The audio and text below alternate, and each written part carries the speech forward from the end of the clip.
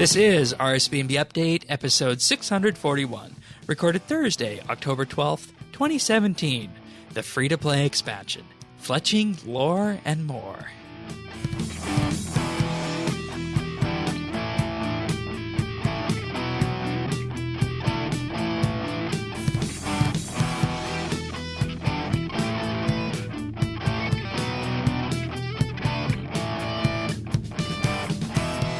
Hello, everybody, and thank you for joining us for another episode of RSBANDB Update. Tycho and myself are back this week. Welcome back. Thank you, Shane. Hello, Galinor. It's Tycho and Shane. It's certainly an interesting week. This is a week that was long theorized could happen, and lots of people were ever wondering if we would ever see a week like this in terms of RS updates, but here we are. This week is practically a free-to-play only week of updates, which, I don't know, I'm trying to remember the last time we had something like this, but it's escaping me that it's been so long since we've had a string of free-to-play updates like this that it's definitely one to take note of. But of course, that's not all we have.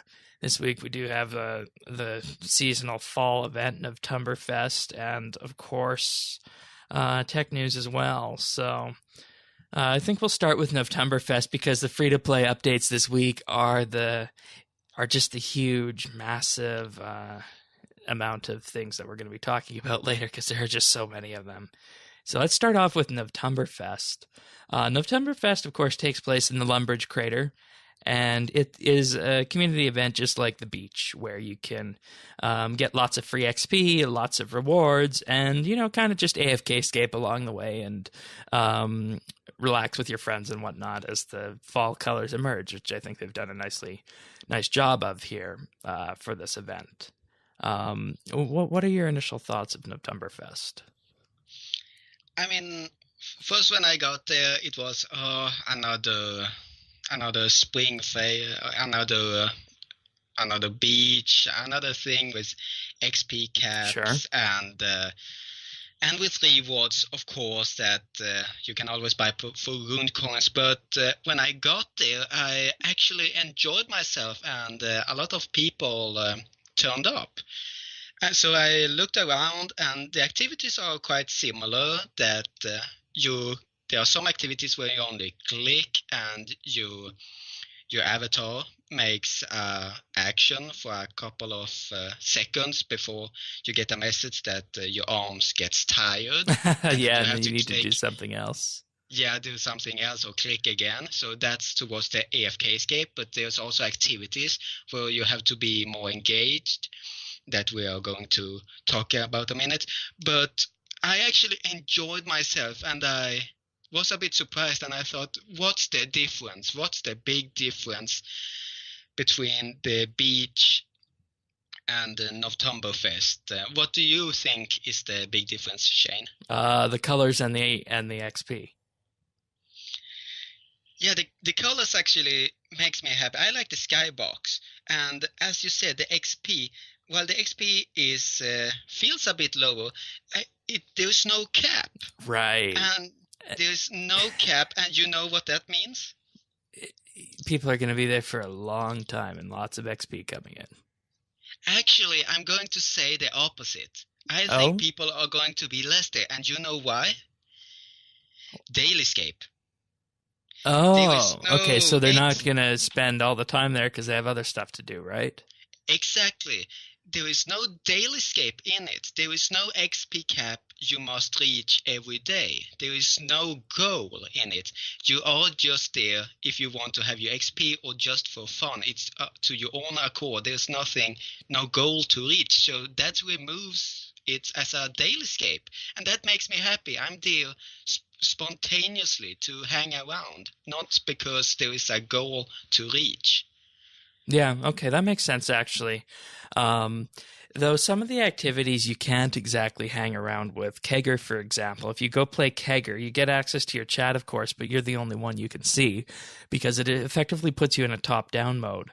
And what Kegger is you basically get agility XP from this. You jump between the various tables and send glasses of beer down each line to the human or the dwarf. And you can't see anyone else on the map here, but your player just jumps around. So, I mean, it is kind of antisocial in that regard, though you still do have the chat box. Yeah, that was actually my favorite activity. And I wanted to see how long can I play this. And it started quite slowly. And it's almost like one of those dancing games where you have to try and hit the targets on the right spot. Yeah, yeah. So it was quite slow and beginning. Oh, okay, it's quite slow, but then it gets faster and faster. And when I got to 800 points, I was sweating, and that was because there was not only dwarves and humans, but suddenly, like a surprise attack, elves comes running down the bar straight to me, like. They're running at full speed, so that's a reaction test. And so that was fun. The first time I saw an elf running towards me, I was like, what is this? And I actually misclicked when I tried to get him. I said, no, first. And I just got him in time. And then when you're to 800 and 900, they are just coming down the bar, rushing towards you. So, and there is actually a cap of 1k. So when I reach that, you don't get any more points, but it still goes faster and faster. And ultimately, I failed. I couldn't keep up. But I had tons of fun doing it. So my favorite activity during NovtumberFest. Interesting. I was actually going to say that one looked a little bit rough because your player doesn't run between the tables. They just the model just disappears and reappears at that same spot. So that one seemed a little bit rough, but I guess it's good if you had fun with it. So other things you can do is hop gathering, which is spread throughout the crater. You just pick up the hops and then you dump them into a bin after that, and you get farming XP for doing both. So, this is a good way of getting XP for farming characters without actually farming, and people dislike farming. Before we go too far on with this, we'll just say that this entire beach event is open to Iron Man characters. So Iron Man can get a lot of XP here. Yeah, this is a good opportunity.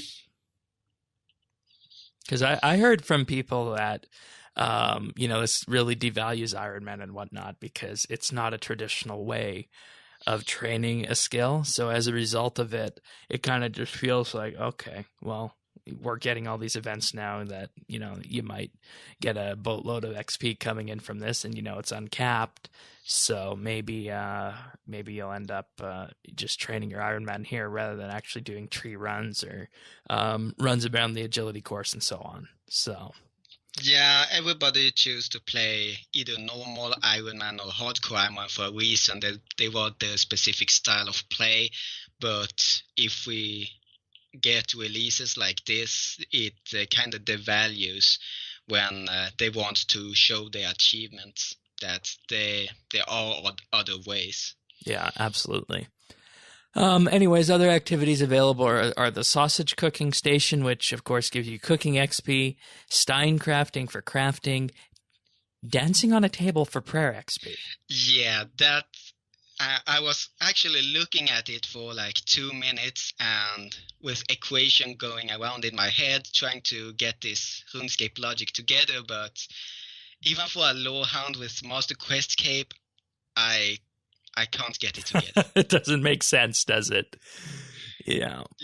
Yeah. I mean, I actually asked in clan chat what kind of RuneScape logic is this, and they gave me the answer that, they're actually ritual dances with the Maya and a lot of other cultures in the world, and that's true, but I don't think that exactly goes in here with NovtumberFest. Yeah, I would agree with that. There's also barrel smithing for smithing XP, Wolpertinger zapping for summoning or slayer XP, depending on whether you choose to slay or zap the Wolpertinger, and that's another one. Slayer XP from without killing anything. So that seemed a little bit odd. But, I mean, I'm not complaining too much about it. I'm just highlighting the point that some of these things don't necessarily make sense for an event like this. So, I'm not complaining to the top level, but just highlighting it. Yeah, of course. Then we got something that is just absolutely bizarre. Do you know what I'm going to say? I'm guessing you're gonna mention something involving a unicorn going round, round, round. Exactly. So the carousel, there's a carousel here.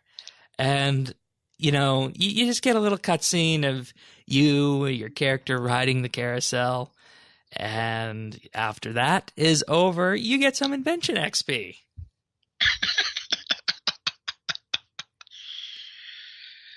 I mean, I enjoy the cutscene. I'm level 80 invention. I got 344 XP for one run around. Okay. So, I mean, okay, that's interesting. And I guess if you wanted to train invention like that by watching a little cutscene, you could do that. I don't know if I would do that because at the same time, I can't see the other characters around me, and that kind of devalues the interaction. Granted, yes, I still have the chat box, but I don't know. I don't like the activities where I can't see the other people around me. This one and the kegger, and also the next one, ice skating, which gives you Constitution XP. And I don't get why we're having ice skating in the middle of October. Actually, I saw one of my friends doing ice skating when I entered the area and did it together with him. So it's not instant, but you do have to go through the portal for it. Yes, you have to go through the portal for it. Yes, and ice skating in October. I mean, we both live quite north. Well, I mean, we could do it here at the end of the month, but I mean, is that something that happens for a real Oktoberfest or no? No. I mean, I've been in Germany during Oktoberfest once, and no, there was no ice skating there. All right, fair enough. And I mean, there has to be some extrapolation for RuneScape and ensuring that RuneScape can provide the XP that people want. Constitution, I don't know if people will do it for Constitution XP because, everyone's got high-level Constitution already. And there is one more. You can test your aim at the archery center with a crossbow, and you get ranged XP for that. So, another good way of training ranged there if you didn't want to necessarily go out and fight something. You just wanted to kind of do a little bit of AFK training at NovtumberFest. So, which one of these activities do you think you'll end up frequenting the most? I mean, Kegel is certainly my favorite so far. And at the same time, I like prayer because that's the skill I got my first skill cape in. Oh wow! So even though I don't get the complex equation of how dancing on a table gets you closer to the gods, I'm still, you will see me dance a lot on the table at Novtumberfest. All right. I will probably end up going for the sausage cooking because I still don't have 99 cooking, or the ranged, though I think if I was going to do ranged, I would probably just go take my augmented crossbow somewhere and use that instead. So yeah, sausage cooking for me. Reward-wise from this, you are able to get the party animal title, which I'm sure lots of people have wanted. Yes. I say that in all seriousness, not being sarcastic with that. You talk to all the NPCs around the event and take part in all the free-to-play activities, and you will get the party animal title. And, of course, this does also require that you take place in the bar crawl, which we'll just talk about in a little bit. But in addition to that, there are a bunch of tokens available, just like with the Summer Beach event. The Novtumberfest outfit, the gingerbread necklace, the beer goggles token. That's an interesting one. The pretzel shield. I think that one looks really bizarre, but it would be a good cosmetic override. It looks quite fragile. Exactly, and very delicious too. I saw someone wearing it. There's also the Stein weapon, the Lederhosen Terrorbird mount. I don't know who uses Terrorbird mounts, but hey, I mean that one looks pretty neat. Kegi the companion pet, a Wolpertinger companion pet, the Party Fever walk animation override token.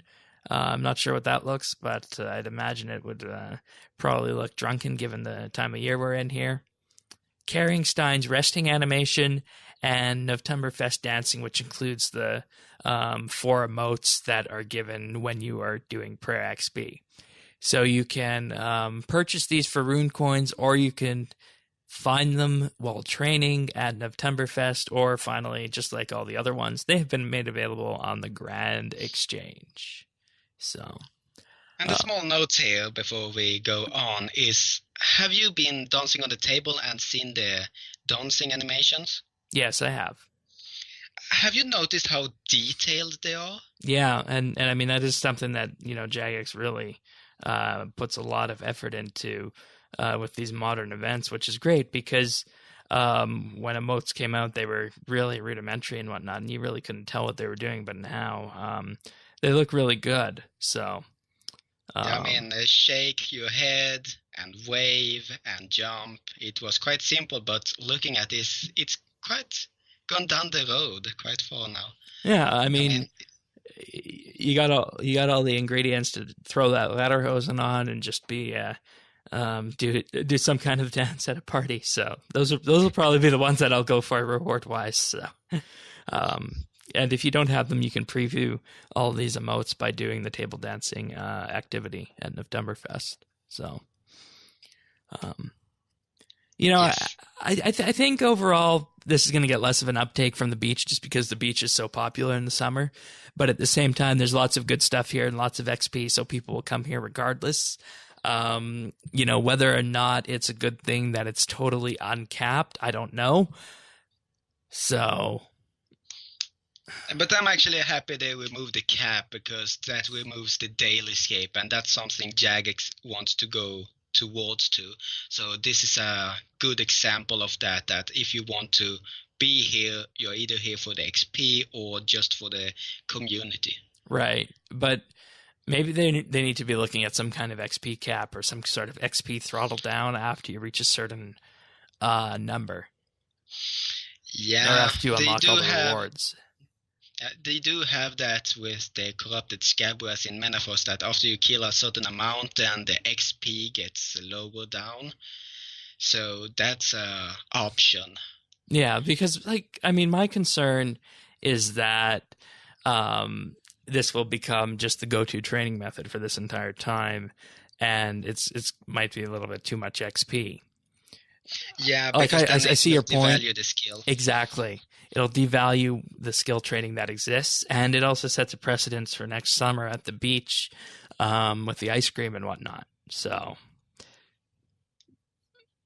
I don't know. I think you can really go both ways on this. It really is a matter of perspective here. Yeah, because I personally very happy about no XP cap, and it's not because I really want all the XP, it's because I don't want to feel that every day I need to log in, I need to do this. And currently I'm doing a lot of things in real life, but I'm still logging in to access the model load more and doing my keys and ports. That's basically the 3 things I've done every day, but there are still some things that's always there that you feel like, am I gonna do this? There is a daily challenge. I could go do a little bit of Slayer, but I said, no, I need to focus a bit. So this removes that temptation. And I mean, the XP here isn't that great. It just feels like mechanic-wise there should be some form of gating on it. Like it's not, you're not going to get max XP in ranged or farming for doing this. Definitely not. It's just a matter of gating it and ensuring that it maintains its value, I feel. So yeah. Good all point. right. There are a couple of other little things regarding NovtumberFest that you can experience, and the first one is Gunther, and Gunther is a random event, Gunther's Cart, and it appears every 3 hours in free-to-play areas, different free-to-play areas, and there will be a different number of tasks that you can complete each time his card appears. And the tasks that are available are keg theft, keg rolling, and where's Wally? So obviously with keg rolling, you need to roll the kegs to a certain spot. And where's Wally? Are you familiar with where's Waldo, or I guess as you guys call it in Europe, where's Wally? No, I'm not actually. All right, so basically what happens with this is during the Wally activity, you end up trying to find Wally, and this comes from a children's book in that you would open this book up and you would skim through the various pages and you would challenge yourself and a friend maybe, or maybe two friends, to look at all the different pages and see who is the first one to find Waldo or Wally, and whoever would find them would of course win. And I mean, it would just be a fun little game for children to play and whatnot. So the idea behind this is that you need to find Wally, and it's different for each player, and you basically find him at a number of different places given the hints that are given. And the hints are rabbit hole, mushrooms, bees, and flowers. So mushrooms, of course, would mean that you're targeting, for example, the East Rock Lodestone, the Falador Northern Gate, or the Falador Southern Gate, as evidenced by mushrooms. So that's kind of the way it works here in game, is that you're just given hints and you got to find him through RuneScape. So it's not really the traditional Where's Wally or Where's Waldo that people are accustomed to, but it's a nice reference to that, basically finding someone. So that one's fun. And here I was wondering, when in the world did they place beehives just north of Falador Lodestone? I was standing there for 1 or 2 minutes trying to think, when did they place this? Yeah, okay. that would be this week probably. Yeah, that would be this week. Okay, I got my answer there, Shane. Yeah.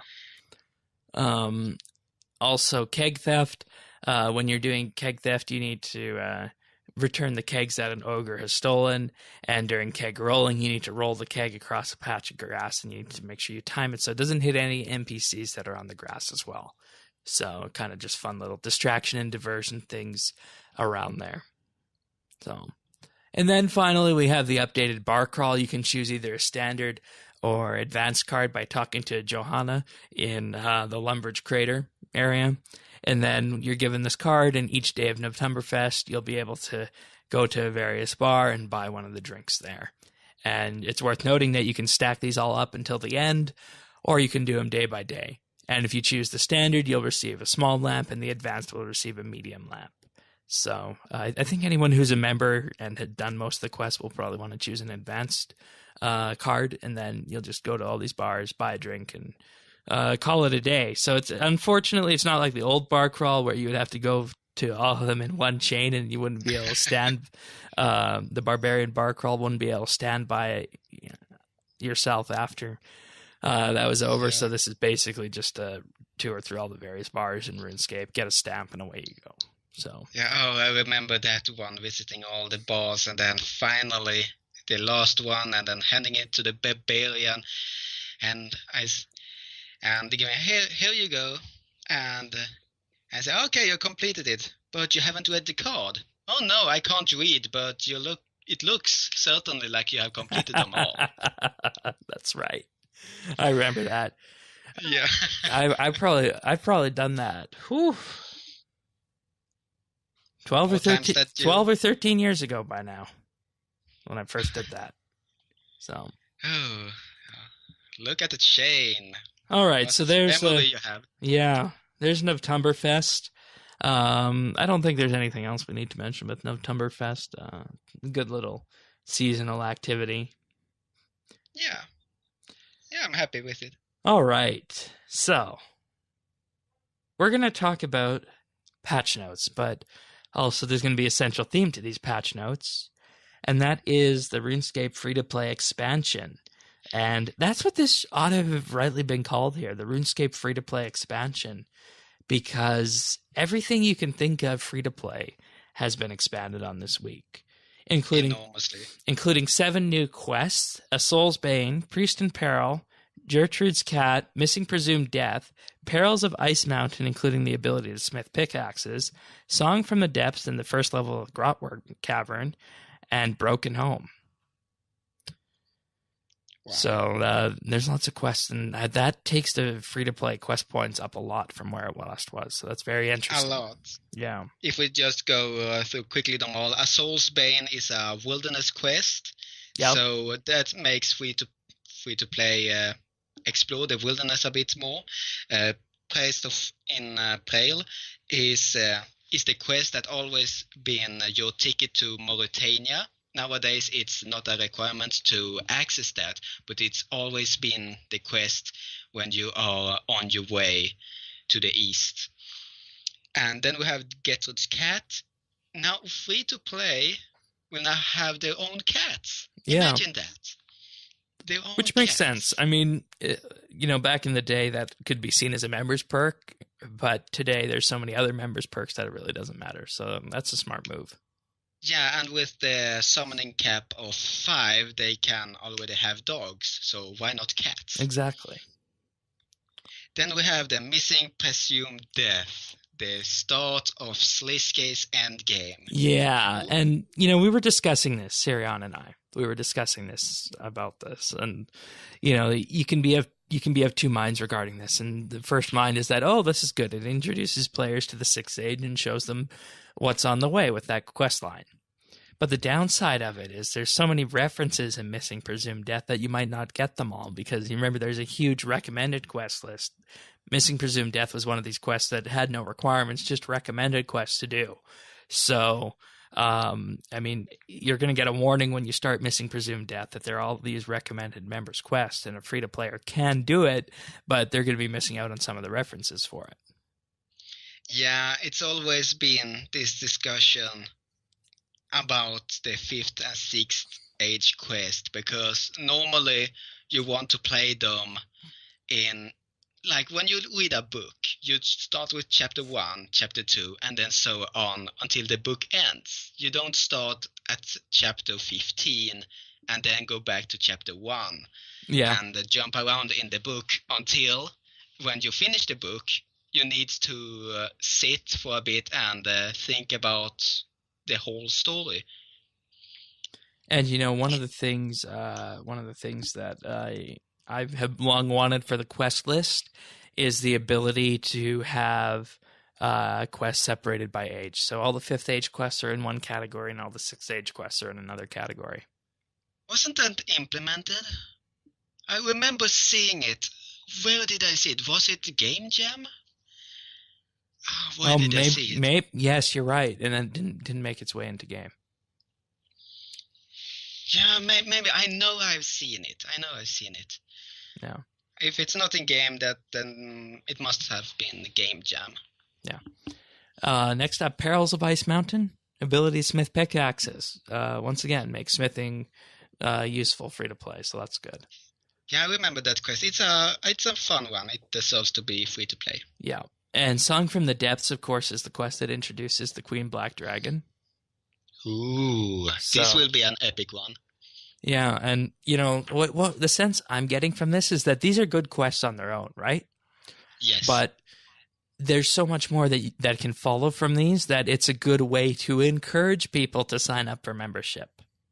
Yeah, exactly. I mean, Missing Presumed Death is probably the one of these 7 quests that really stands out, that there will be a continuation, but that motivates people to know more. Yeah, absolutely. So, all in all, we're going to have to see how this goes and how these quests actually play on mobile when they come out, because this is obviously what this free-to-play expansion is for. So, I mean, imagine, who would have thought that RuneScape on mobile would do this much for free-to-play? I know, it's great, eh? Yeah, I mean, I'm actually a bit shocked. I mean, wow. I mean, this is the direction I want Jagex to go, and I'm so proud of them right now. Absolutely. And also the explorable area for free players has been expanded up to Mauritania and the dig site at the Selve area. So this is in relation to Broken Home as well. So that entire area is now free to play. Yeah. I wonder how free-to-play will react with Broken Home, because it's a very different quest, Yeah. I so only to did that say. quest once. I found it really annoying. And I just asked in clan chat today, am I the only one who's done the quests over and over again, like 40 times for those huge XP lamps? So I gotten as down to 20 minutes per run.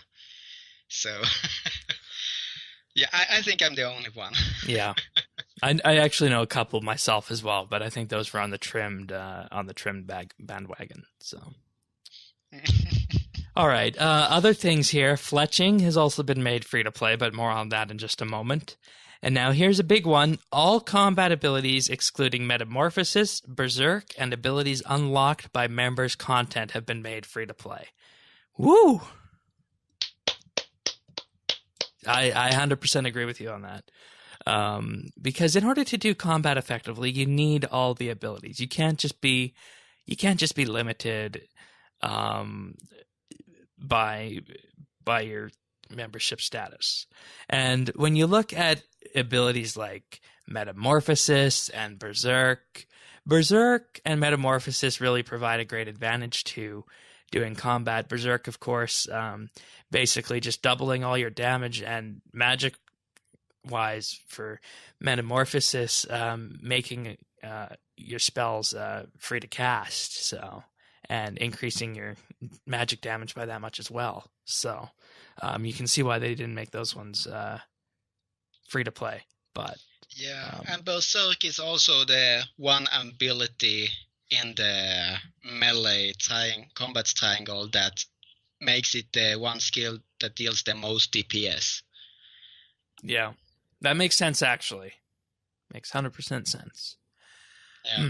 I wonder now, how this relates to our discussion last week about action bars.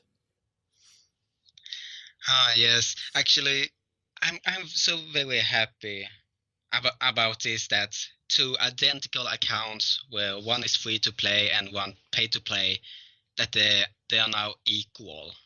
Because I'm building action bars. I'm actually customizing action bars for people, and people don't realize that the number of abilities you have makes a great difference in damage output.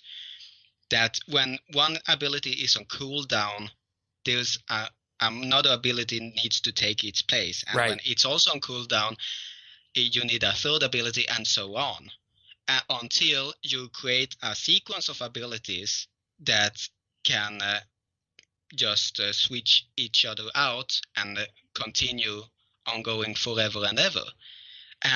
But this was such a huge limitation on free to play, just because they didn't have enough abilities. This forced people to put their weakest abilities first, that had the lowest cooldown and have a ridiculously low damage output. Yeah. And now it's gone. Yeah, now that limitation is gone. And I mean, could you imagine what could be done now with a free to play boss, for example? Oh yeah, the boss. Yeah, wow. Well, suddenly, we're gonna get a lot of new PVMers here. Yeah, and this is what free to play needs to be, and in some ways, it hasn't grown for almost 10 years in terms of available content, and in some cases, it felt as though membership was being downright forced. Like if you open the Lodestones interface, for example, and you clicked on any Lodestone that wasn't in the free to play area, you would be directed to the website to subscribe. So, yeah.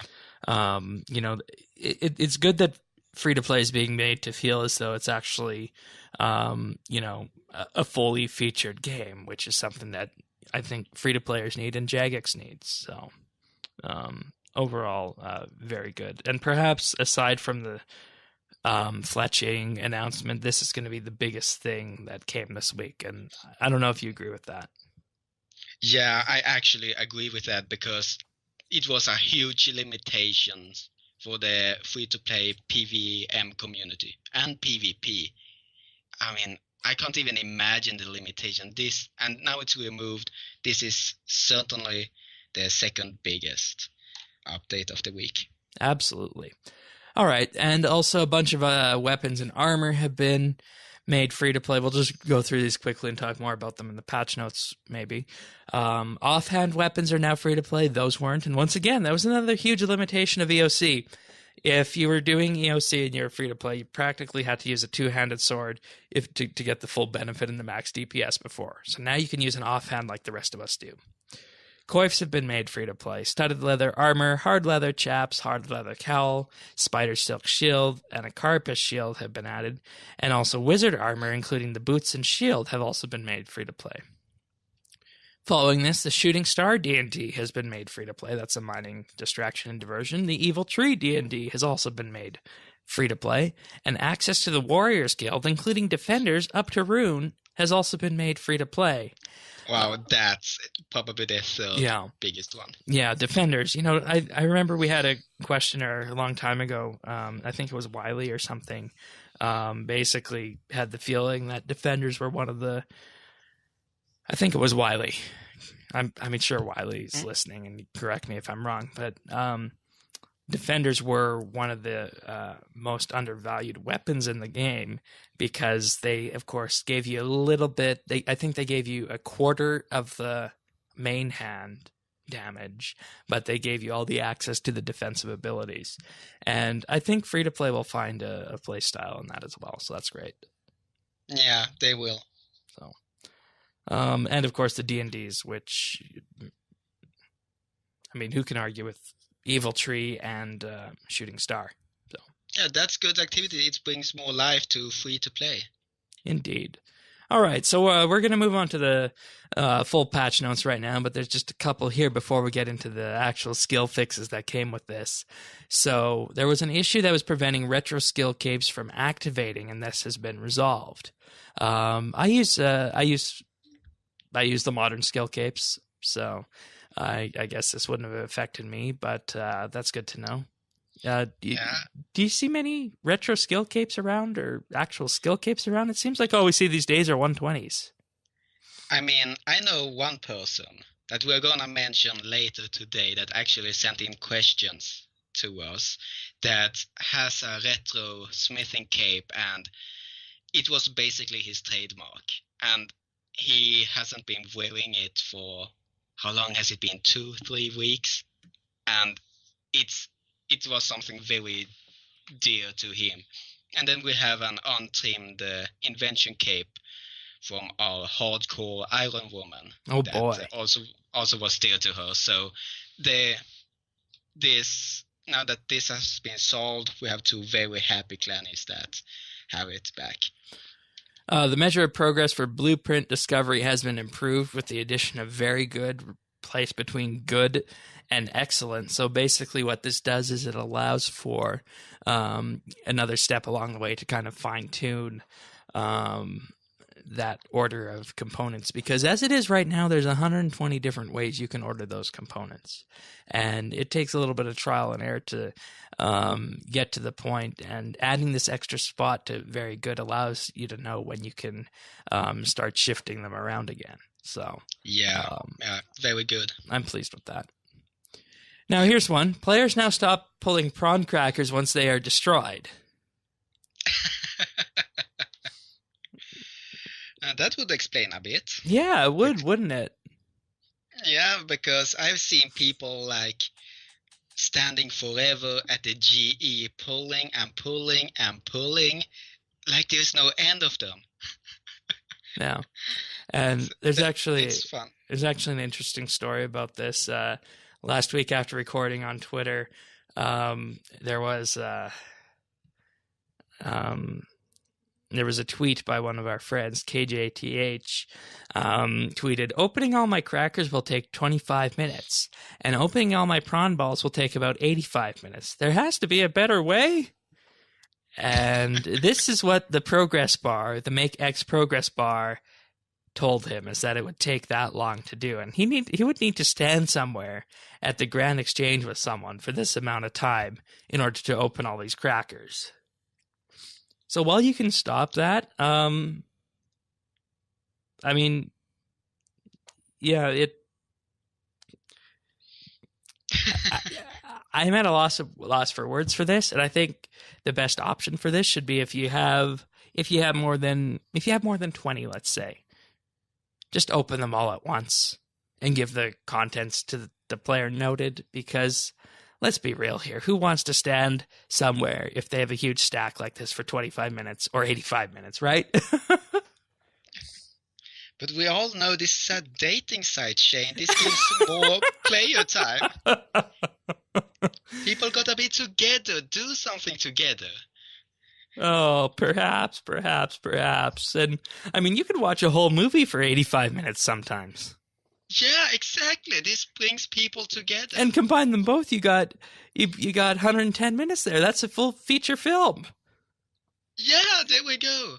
So why don't we just add in a bit of popcorn and then some nice lighting and other things? I mean, this is great, actually.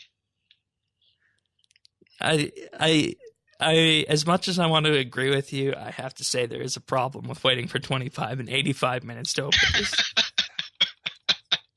And what's that? That's often as long as some people's RuneScape sessions. Oh, yeah. So, anyways, just a little note here. If you have lots of these crackers, that you're going to be waiting a long time to open them. All right, going into ninja skill fixes here. Green, blue, red, and black royal dragonhide boots have been added, available in a similar manner to their corresponding vambraces.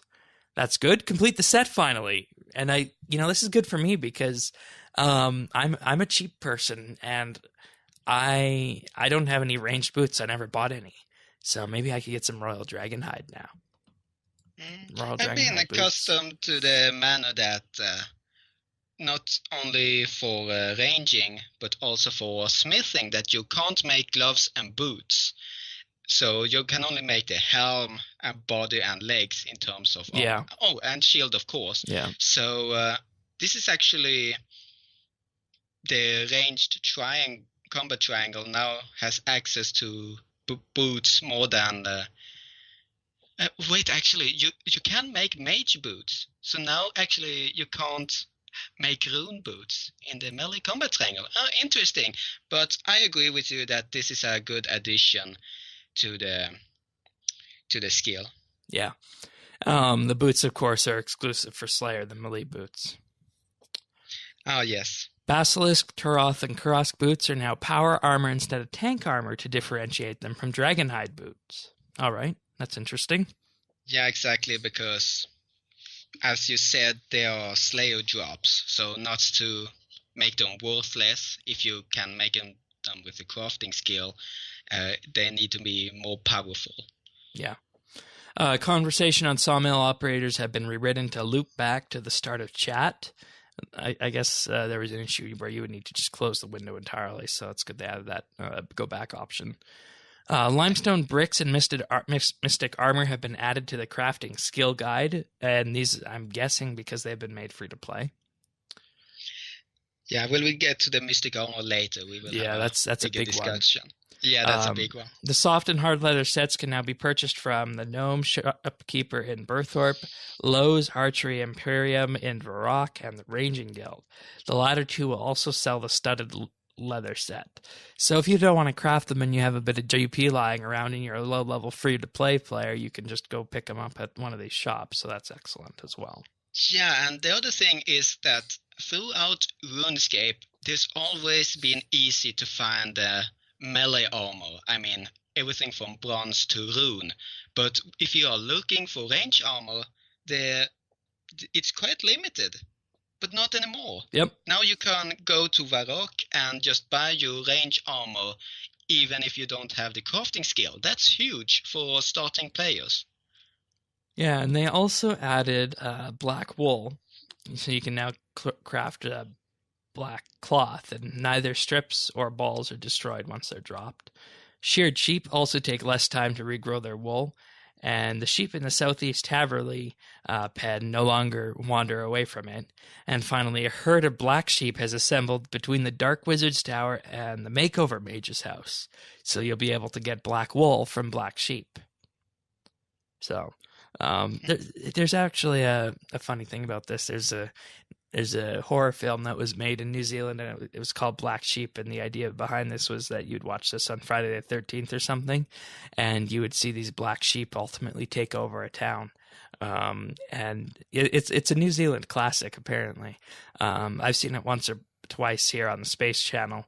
But it is a pretty rare movie, and anyone who has watched New Zealand TV before will likely think of that when they see Black Sheep. So just a little reference out there to all you guys from New Zealand. Were you aware of the Black Sheep? No, I'm not aware of the Black Sheep. This is news to me. Strips of cloth now require 2 balls of wool rather than 4. Wizard armor can now be crafted from strips of cloth, as can the wand and the book. So obviously, this is where we are using our strips of cloth from, and what the black cloth is going to be for. So, is this the point where we talk about craftable wizard's armor? I want to wait until we get a little bit further, but we can take it now. While I think it's good. All right. I think it's very good. The addition of imp hide and spider silk has been around for a little bit, so this completes the lower level magic crafting. So this is a good update.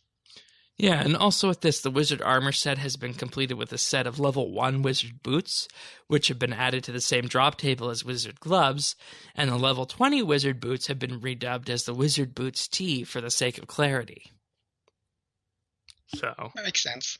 And black wizard's glove and boots have also been added to the black wizard's armor set, and wizard and black wizard shields have also been added and can now be crafted by free players.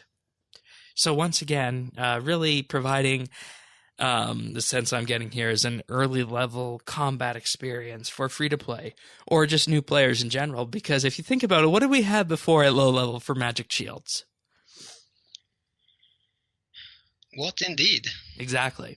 So, following from this, the wizard and black wizard and imp hide magic armor sets can now be purchased from the gnome shopkeeper in Burthorpe, Zaf Superior Spellcasting in Varrock, and Betty in Port Sarum, and the latter two will also sell the spider silk set.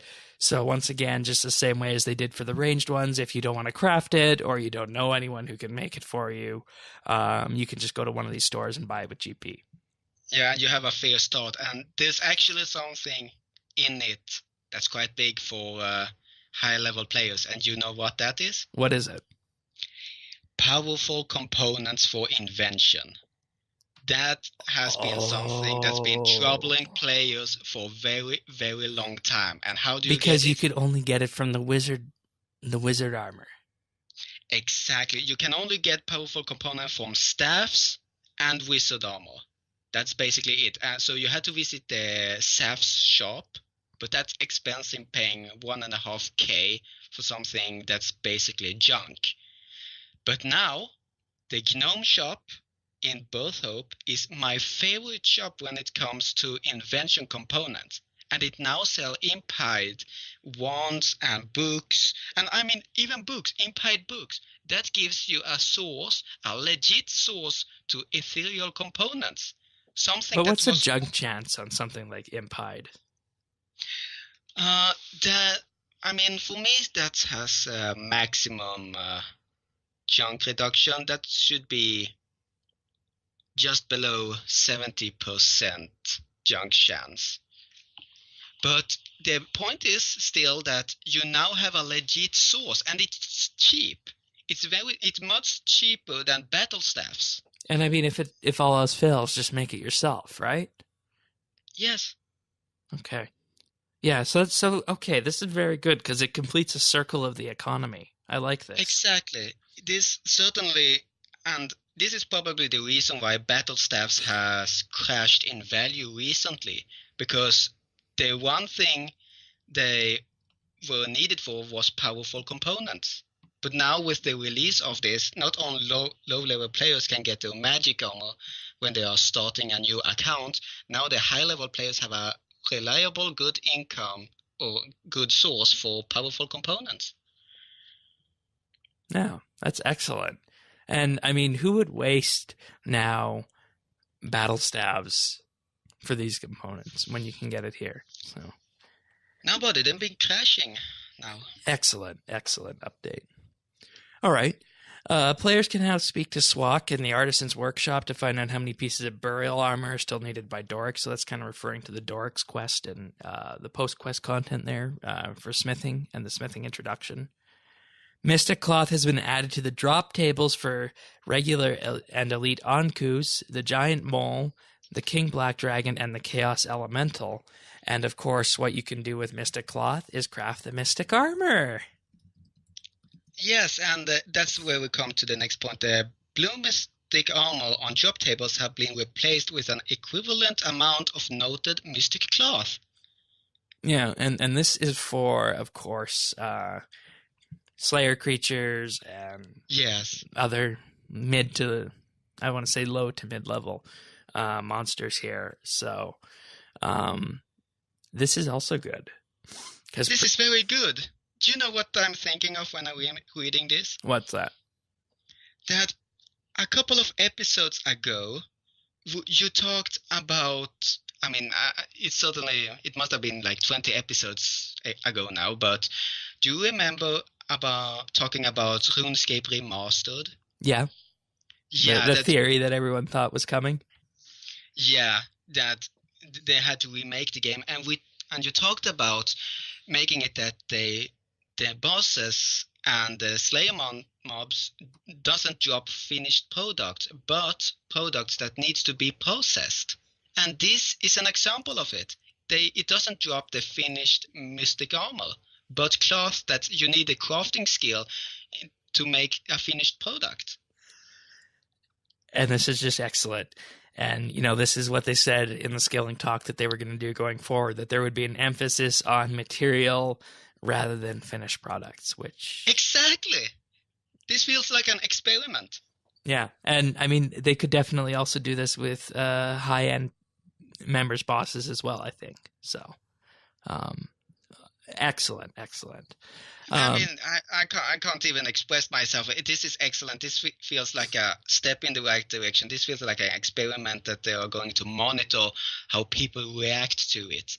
I mean, it's more than excellent. You fight some bosses, you get the materials. If you have the correct crafting level, you make your own mystic armor. If you don't, you just sell it to the people who has it. And those who has the crafting level can make a profit out of it. And if you don't have either of those, you don't do bossing, you don't have crafting or buy from the GE, you can still have the option of buying it from NPCs. And when it comes to mystic armor, it's at the Magic Guild in Janela. Yep, that's right. Also with this, are cover, magic, and deflecting parts at all useful, as well as the powerful and protective components that you can get from disassembling the mystic robes? I mean, powerful components have been quite hard to get just because we were dependent on the battle staffs for that. But now that the dependency is gone with the release of a reliable source of magic armor, I mean, deflecting armor, that's actually quite easy to get from the various plate shops. And what other components did you say? Powerful? Powerful, well, now it's way easier to... and protective. Protective is always sought after in terms of the perks it gives, and because it's one of the main components when making armor gizmos. So, but you could always get protective by disassembling any type of armor. So, it's not hard, but it's a big win-win situation if you disassemble magic armor that can give both powerful components and protective, because no matter what rare components you get, it's a win. You know, I feel really excited about free-to-play right now. So do I. Yeah. All right.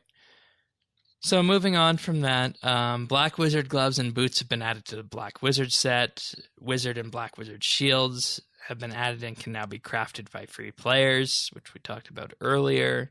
The Wizard, Black Wizard, and Impied Magic armor sets can now be purchased. We talked about that. Mystic Cloth has been added to the drop tables. Good. And summing it all up, Blue Mystic armor on drop tables has been replaced with an equivalent amount of noted Mystic Cloth. Wow. Win-win all around. So, Yeah.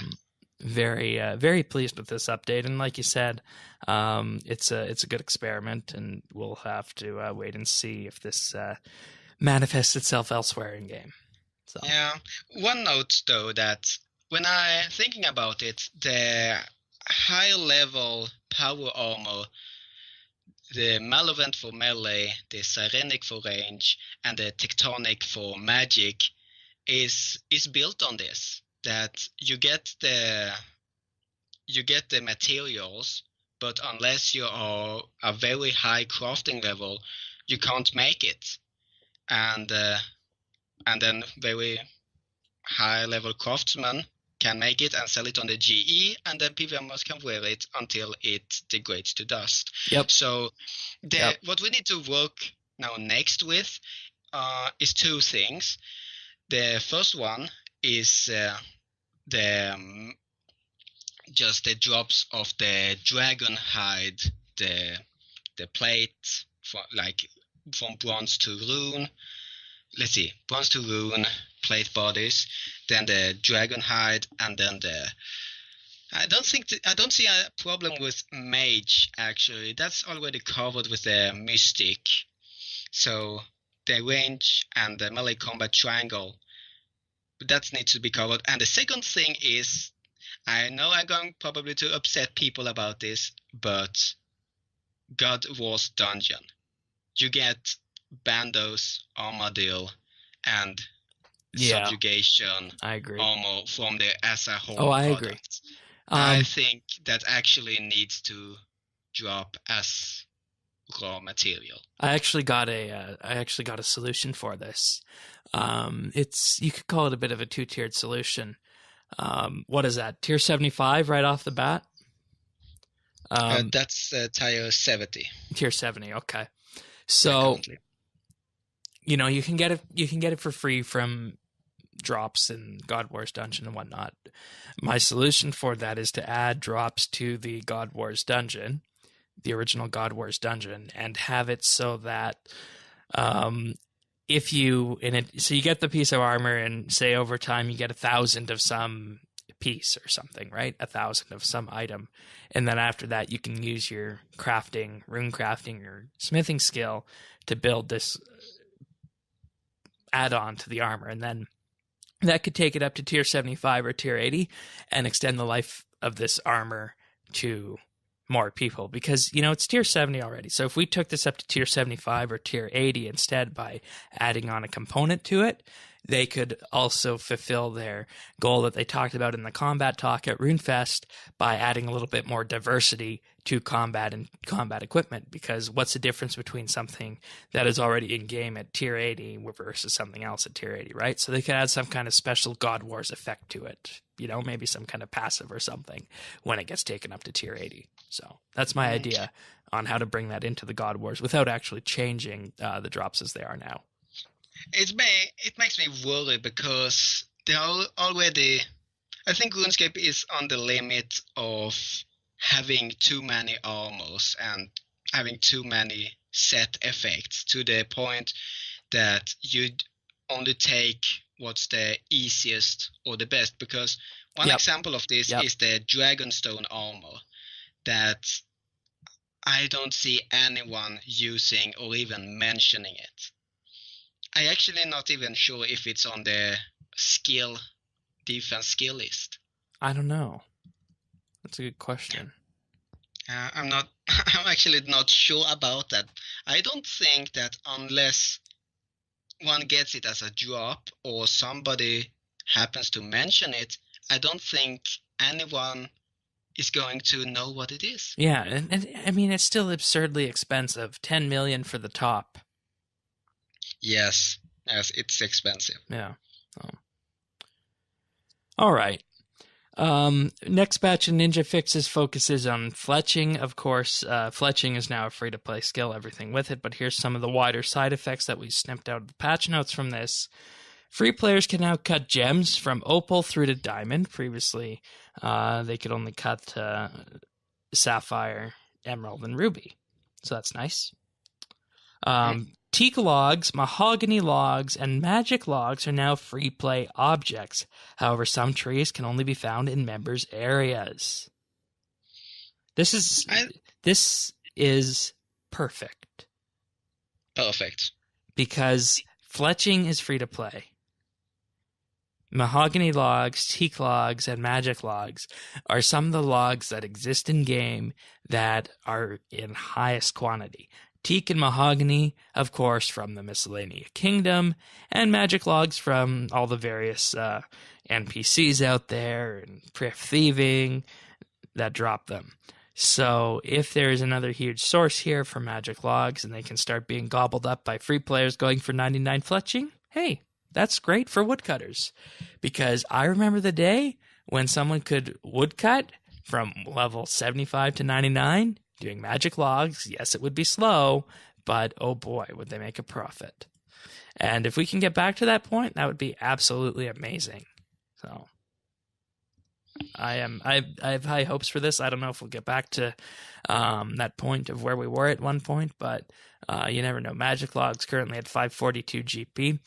And if you go back all the way to the beginning, at one point, back in 2013, were around 2K each. So you can kind of see what happened there over time as more were introduced into game via thieving and various boss encounters like Nex. So I would love for us to get back up to that 1,000, 1,100 area. So, well, I'm not that old, but it sounds promising. Yeah.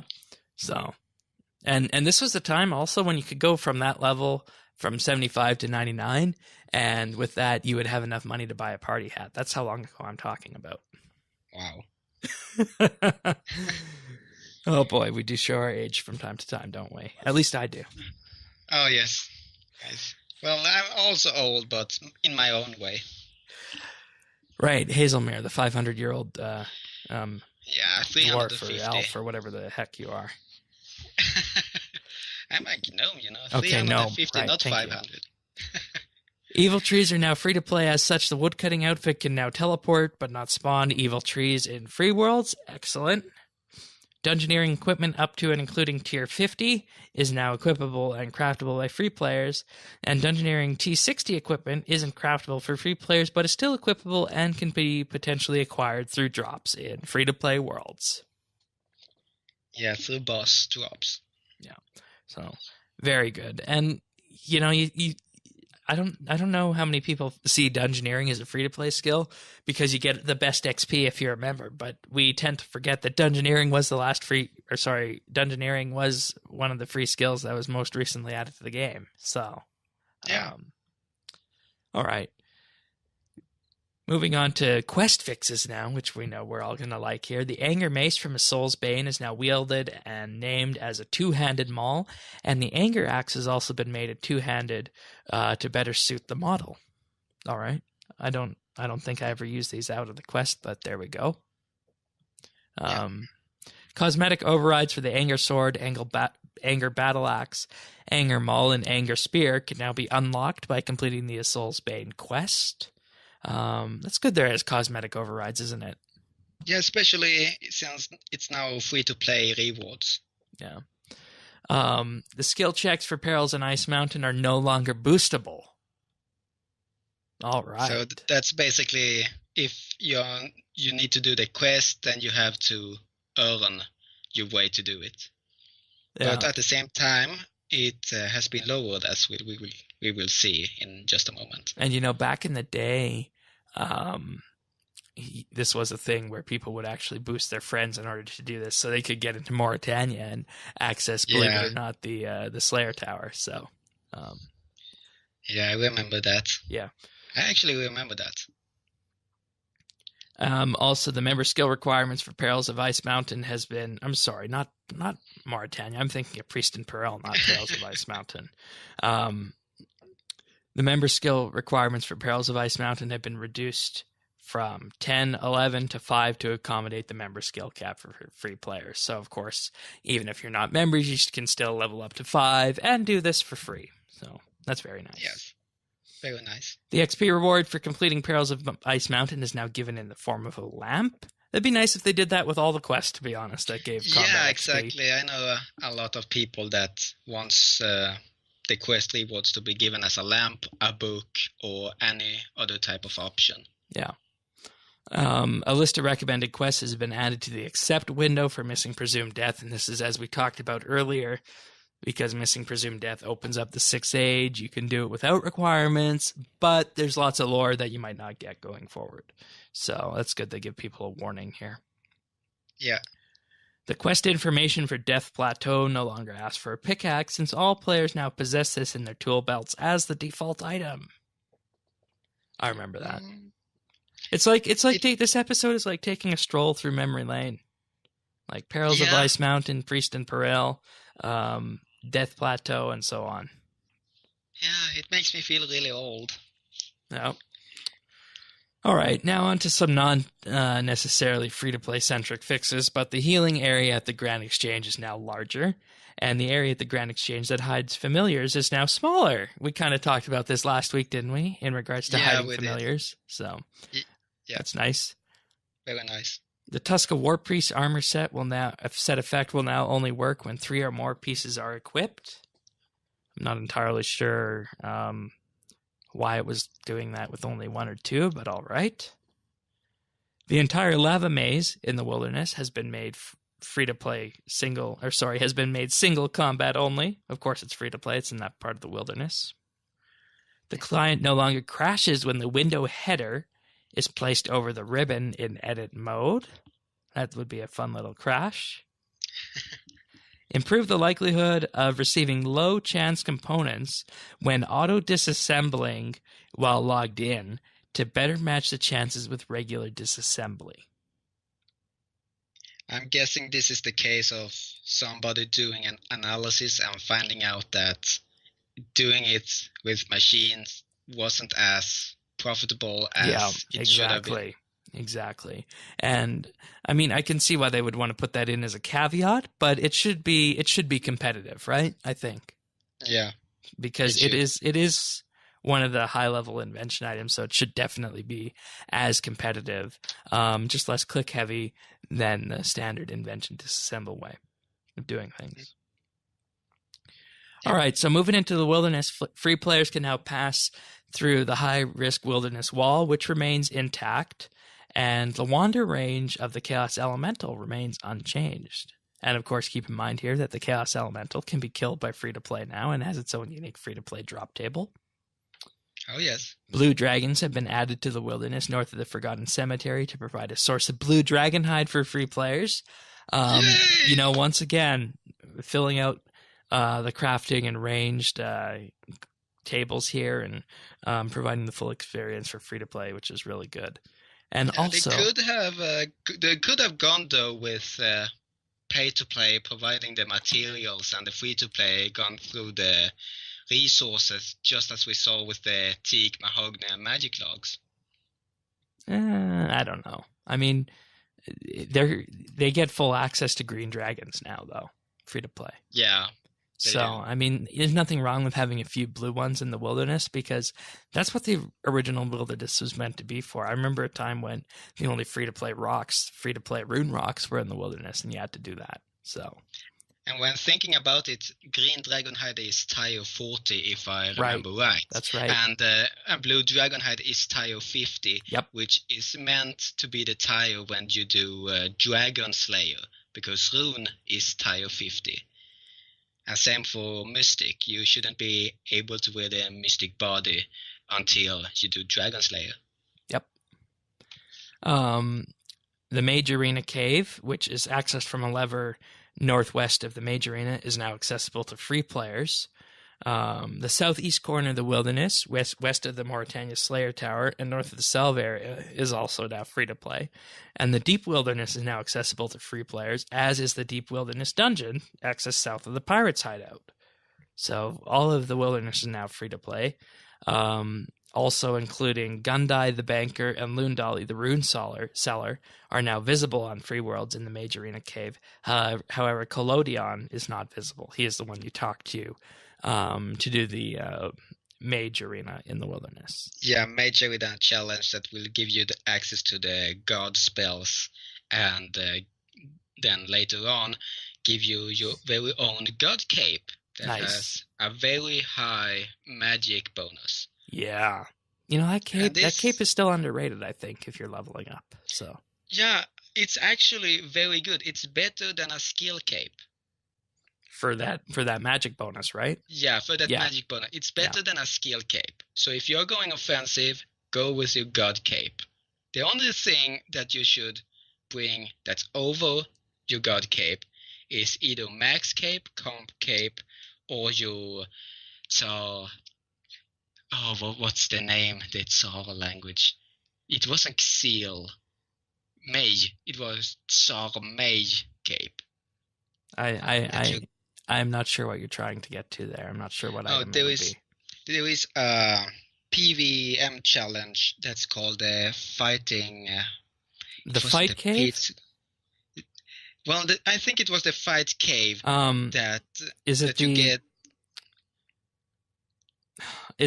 the upgraded fire cape? Yes. Okay. Exactly. Yeah, the name of that cape is escaping me because it's Tazar, but... yeah, Tsar Mage, if I remember that. I know mage is the Tsar word for mage. Yeah, it's definitely a hard language to master. All right. So, only that. And this will also create a more income in terms of runes. I know that player loves buying fire runes from magic shops and selling it at a grand exchange for a nice profit. Oh, that's so good. All right. Free players can now use the lever in the Deserted Keep to teleport to Edgeville. Members using that lever are still teleported to East Ardoyan. Neat. Very neat.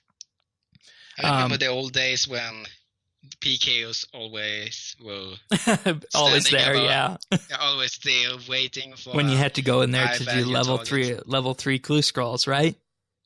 Oh yes. But you don't even really get sent into the wilderness anymore for regular clue scrolls. Only time you get really sent in is for elite. So all right. Following from that, the lever in Edgeville that teleports players to the high-risk wilderness is no longer blocked on free worlds. Makes sense. Green dragons are now available. Red Dragon Isle is now available to free players. Red Dragon, here's what you wanted, Tycho. Red Dragon Hide is accessible to free players via Red Dragons. However, it still cannot be tanned, crafted into leather, or equipped on free worlds. So they can get it and then provide it to members in this case. Yeah. In free worlds, blue dragons no longer drop the bass. They drop lobsters instead. Yeah, you get that, right? Yeah, I get that. Dropping the base. It became a meme on Twitter quite quickly. Oh, Jagex. Oh, Jagex. Yeah, that's humor.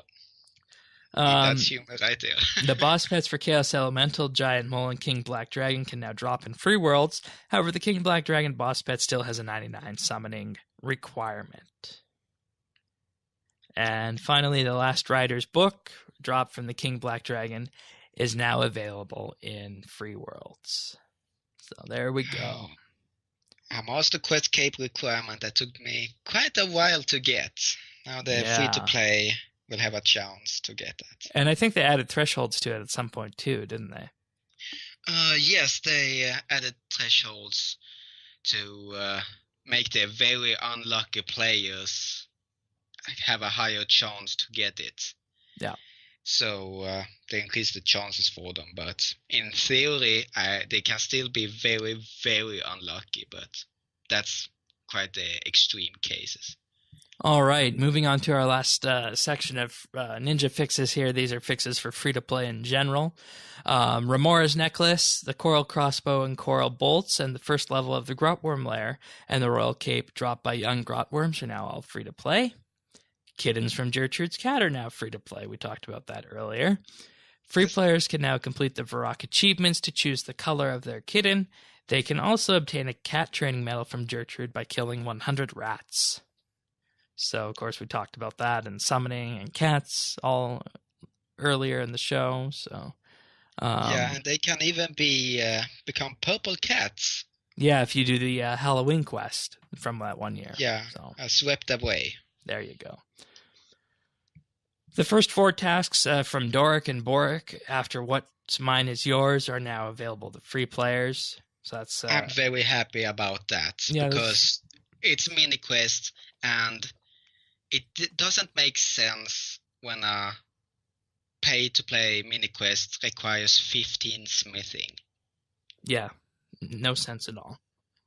No sense. So I'm very happy about that. We talked about the D&Ds earlier. The Warriors Guild also is available. Area south of Paterdomus and north of the Duel Arena is now available to free players. And the Members' Fens east of Varrock has been removed to allow unrestricted access to the Selve area, the area east of the Lumberyard up to and including Paterdomus. And the eastern border of the free area is now defined by the River Salve. So that goes all the way over there. Yeah, and it's a natural border. Yeah, and that's good.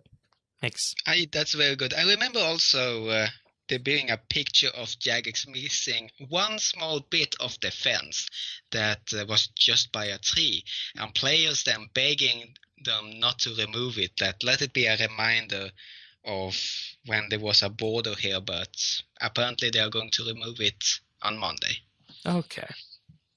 Yeah, that's actually in the patch notes here, including the barrier east of the Mage Training Arena being removed, and the fences and blocking between the Mage Training Arena and the Exam Center have also been removed.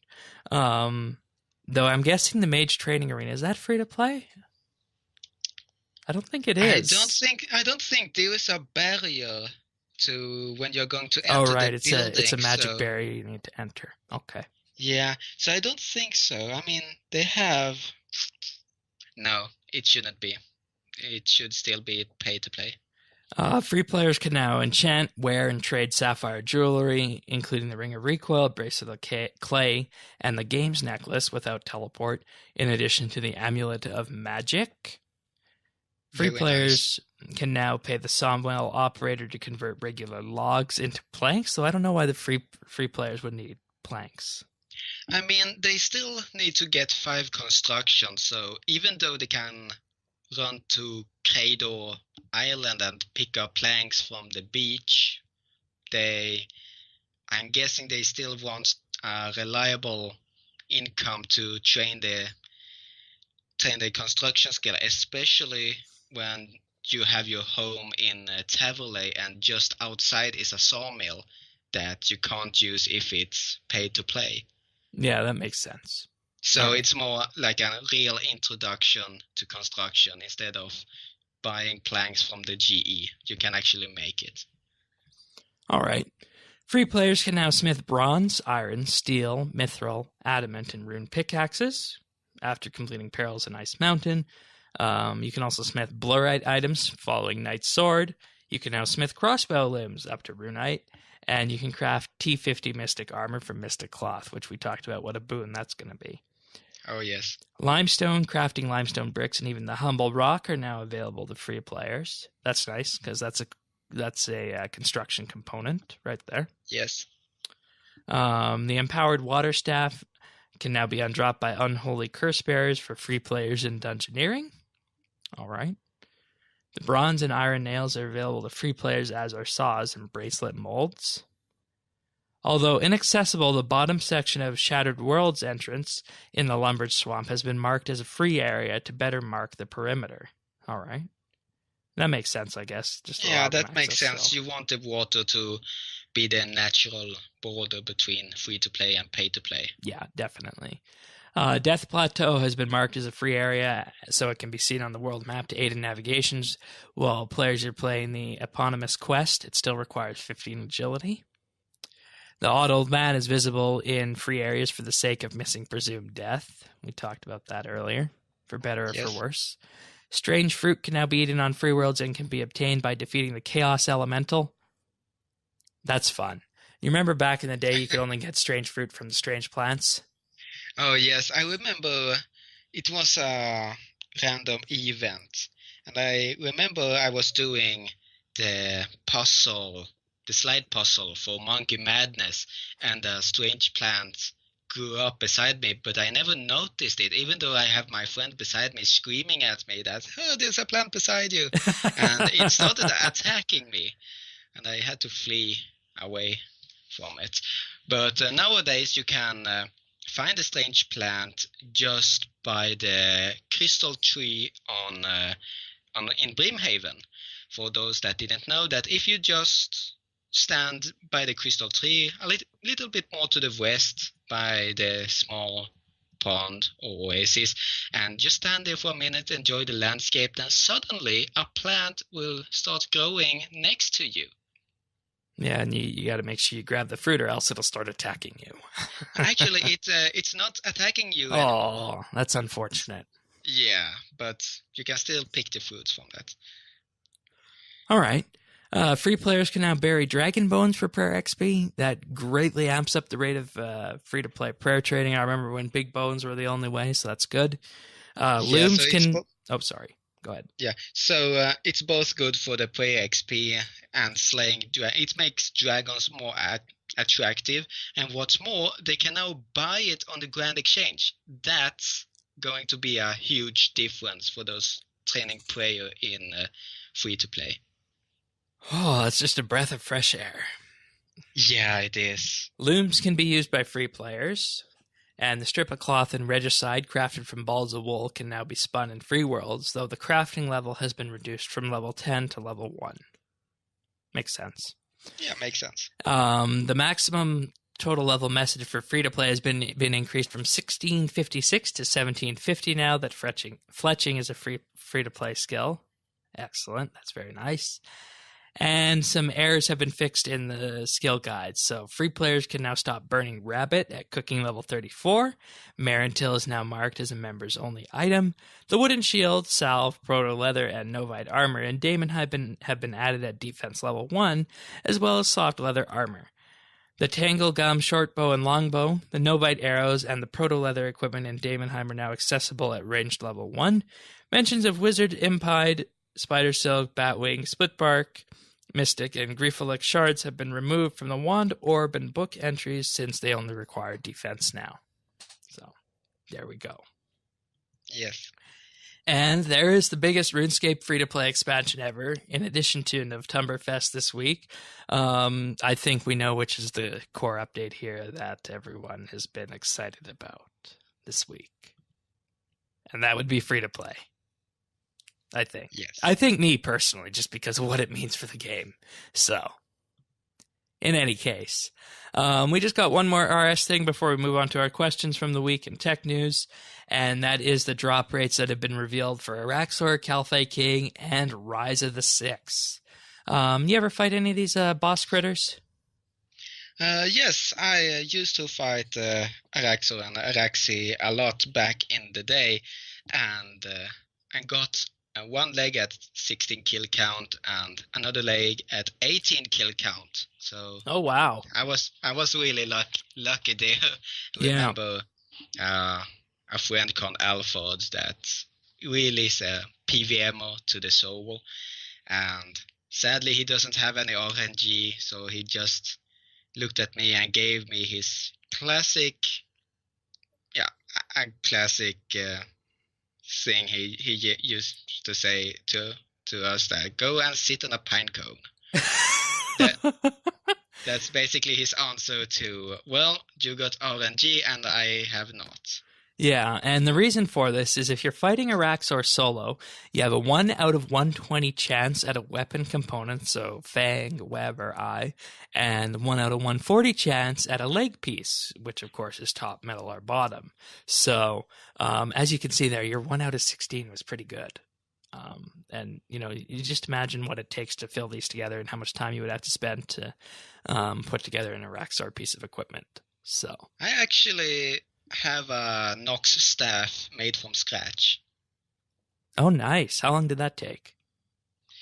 Well, just about 100 kill count, because after that 16th and 18th kill count, then it took all the way to 56 kill count until I got the last leg piece, but then after that it was, I think, 96 kill count before I got the Arax's eye. Nice. I could make my own Nox staff. All right. So there it is. Yeah, and that's right on par, because 1 out of 40 for a leg piece, and you said it took you in total to get how many? How long did it take you to get all three? Well, about 96. Okay. Kill count. All right, so that's about on par. Yeah. Okay, so that's 1 out of 120 for a weapon component, 1 out of 40 for a leg piece if you're doing it solo. Now, if you end up duoing it, you have a 1 out of 200 chance for a component and 1 out of 70 for a leg piece. So you can see here, if you're just going for the items that you get from a Raxor, it's far better off to do it solo. Yeah, solo. And people also say it's way harder duo.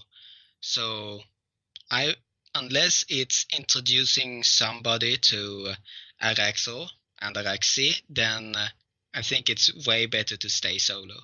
Yeah, and it was further also explained here that the way you are fighting Araxor ultimately depends on what you're going to get.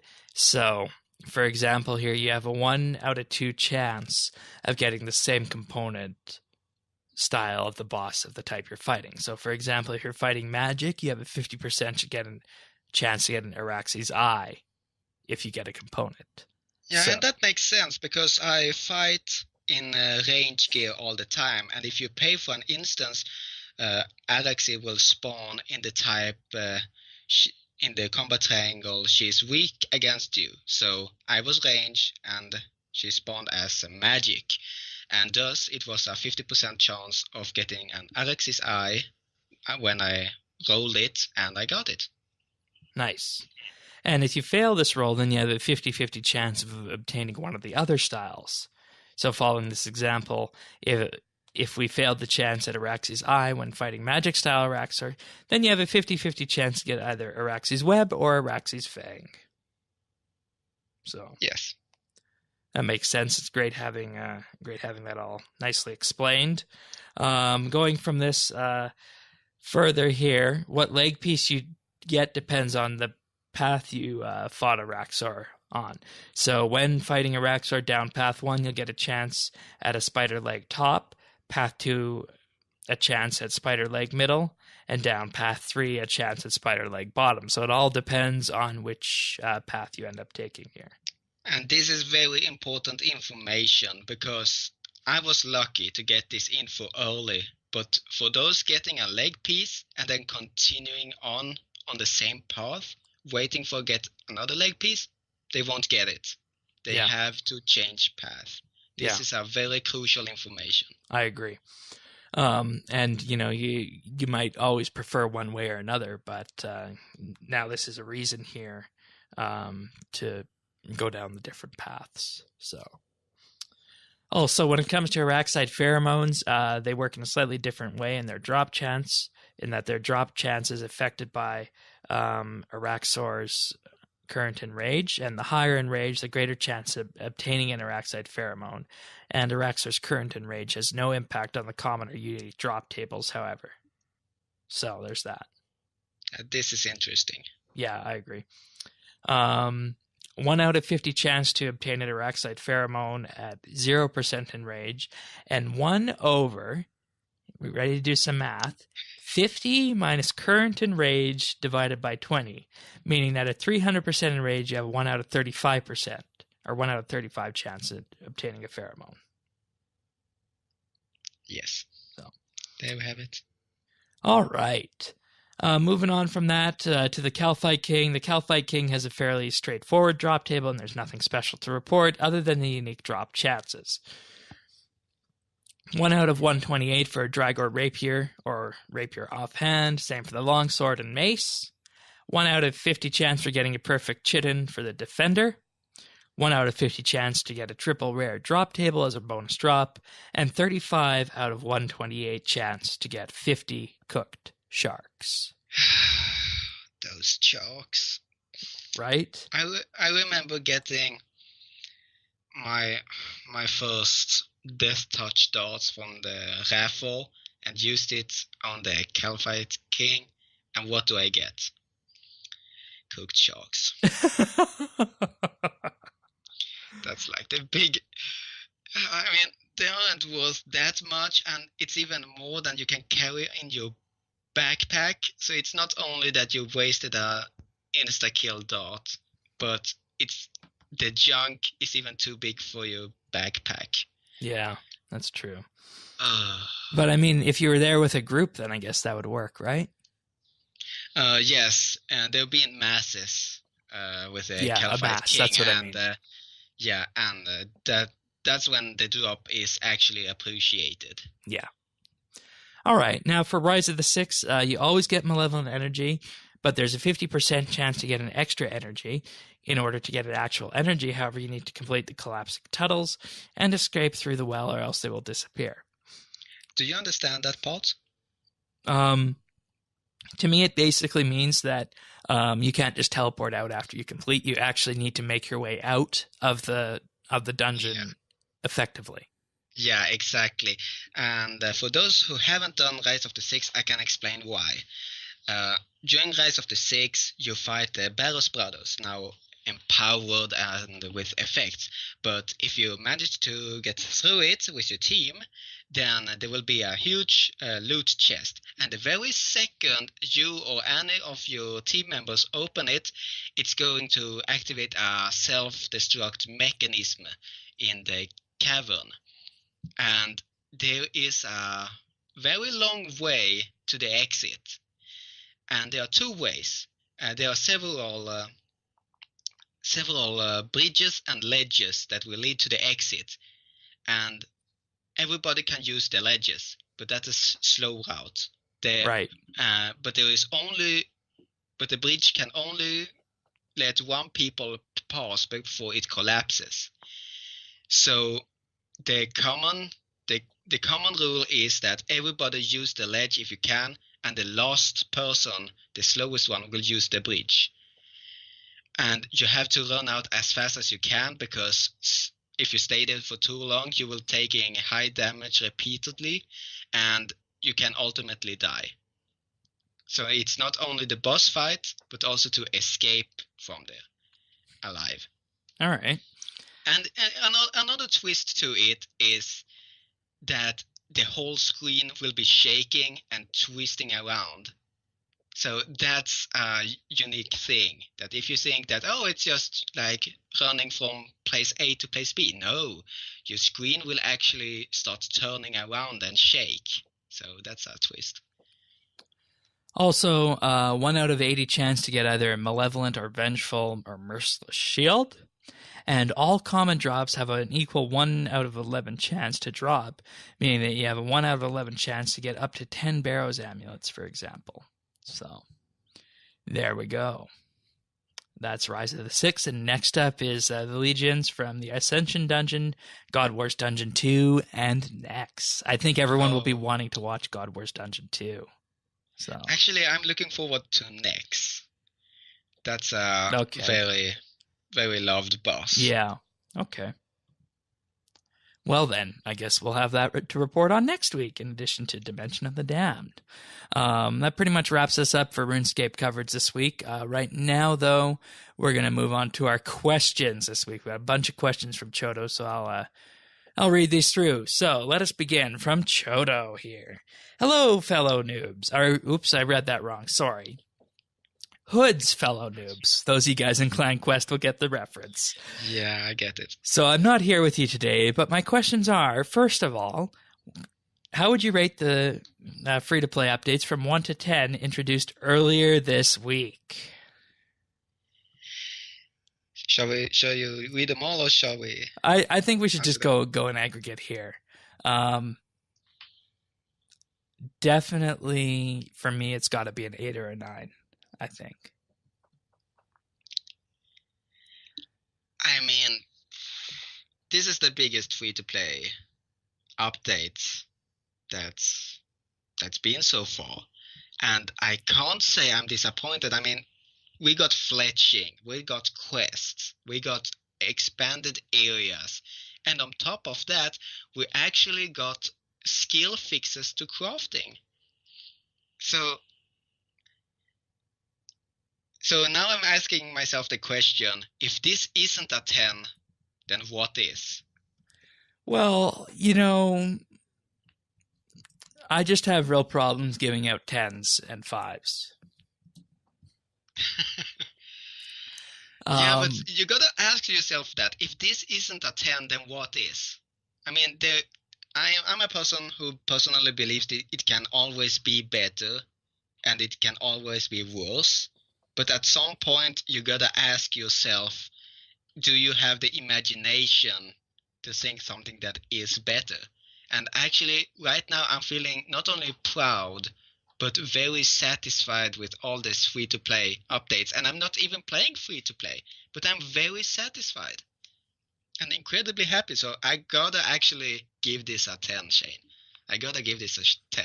All right. Well, I'll go to 9 then, just under your idea of, if there's no way you can think of it to be better, then why isn't it a 10? My rationale for that will be, is that, is this going to be a good step to expand the free-to-play player base? And if it does that, then I will happily move to a 10. There we go. So, all right. So with fletching changed to a free skill, does this mean that the next skill introduced in game will be members? P2P only. Not necessarily. Yeah, I mean, they could do something hybrid-based, like dungeoneering, right? I mean, they talked about that they wanted to release the archaeology skill, and look where the dig site is today. It's on free-to-play area. Yeah. So that would actually make sense. It has to be in a free-to-play area for free-to-play to level it up to at least level 5.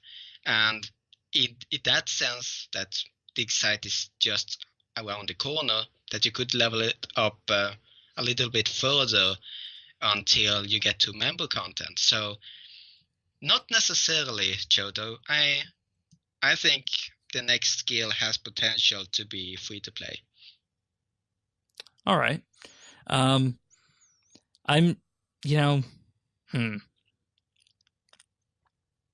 Normally, I would say it has to be members. And normally, I think that that's the trend they've been going in. But given the fact that we're going to be mobile by the time that comes out, what if they were able to completely change the way RuneScape was played and added in a free-to-play skill that took you everywhere throughout the entire world and added unique mechanics to the game? Are we talking about sky piracy? Maybe. There was actually a vote for new skills where archaeology was involved, and one of the top skills was sky piracy. I think I would rather have archaeology over that, and I think, in some ways, archaeology could be to Daemonheim what archaeology is to the rest of the world, so to speak. You know, how dungeoneering is released primarily in Daemonheim, archaeology could be dungeoneering throughout the rest of the world, enhancing all the other skills along the way. And in some ways... But would you see the next skill, if we evolve this question a little bit further, would you see the next skill as a skill that stands on its own, or as a support skill? I think it would need to do both. I think it would need to stand on its own, but also tie in with other skills as well. Like the sense I'm getting is I would like to see something like we have for Invention, but bring it down to the free-to-play level and expand it out through the entire game.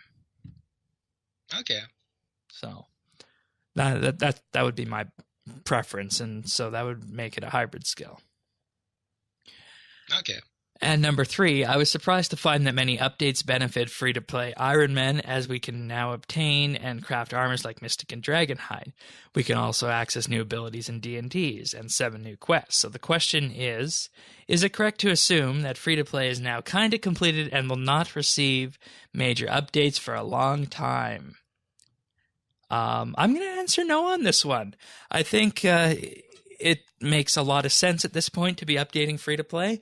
And once mobile arrives, I wouldn't say that, somewhere between 10 and 20% of the year could be free-to-play updates. So when you look at it this way, that effectively means that 1 or 2 months out of the year, your headlining update will be free-to-play. And that's not too much to ask, is it?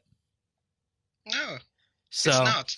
I think if mobile is the success that Jagex wants it to be, we'll see more free-to-play stuff come out in the future. So, and I think for now, I think it's the major update for now, and I think they're still they're going to do tweaks and fixes, and maybe add some other things that they forgot. But as you said, Shane, I really think that we have the opportunity to receive major free-to-play updates. Yeah, I agree with that. And, free-to-play has just been neglected for so long that it's something that is bound to happen at some point. So yeah, it's actually like building a dam and collecting all the water for the pay-to-play that sooner or later it needs to go down to the free-to-play area. Yeah, I agree. All right. And number 4, Dragon Slayer has always been considered to be the door to the members' world, but now Missing Presumed Death is here. It's more like it introduces the player to the 6th stage and the end game storyline. What do you think about that? Better to have higher requirements like Dragon Slayer or large amounts of lore like Missing Presumed Death to lure free players to P2P worlds? I mean, on one point, I'm a person who loves lore. So on that point, Same. So on that point, I'm actually happy to give the free-to-play such a exclusive quest, introducing Sliske, and above all, actually, Missing Presumed Death was the first real quest I did when I returned after a major break from RuneScape. And I was mind blown at seeing all the gods, Saradomin, Zamorak, Armadillo, Bandos, Brassica Prime, Ichlarin, and because I still thought the edicts were up. Right. So, and I still think that the free-to-play members who haven't gone the spoilers already are going to be mind blown. But at the same time, it's a 6th age quest. Yeah. And this leads me to the point I'm going to ask you here, is that you said you didn't know that the edicts were down.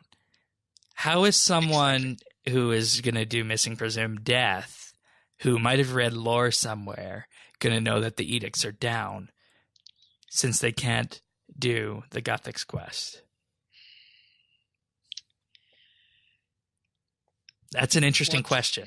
Yeah, because when I returned, the number one thing I noticed was the big crater behind Falador Castle. Oh yeah, you can't miss it.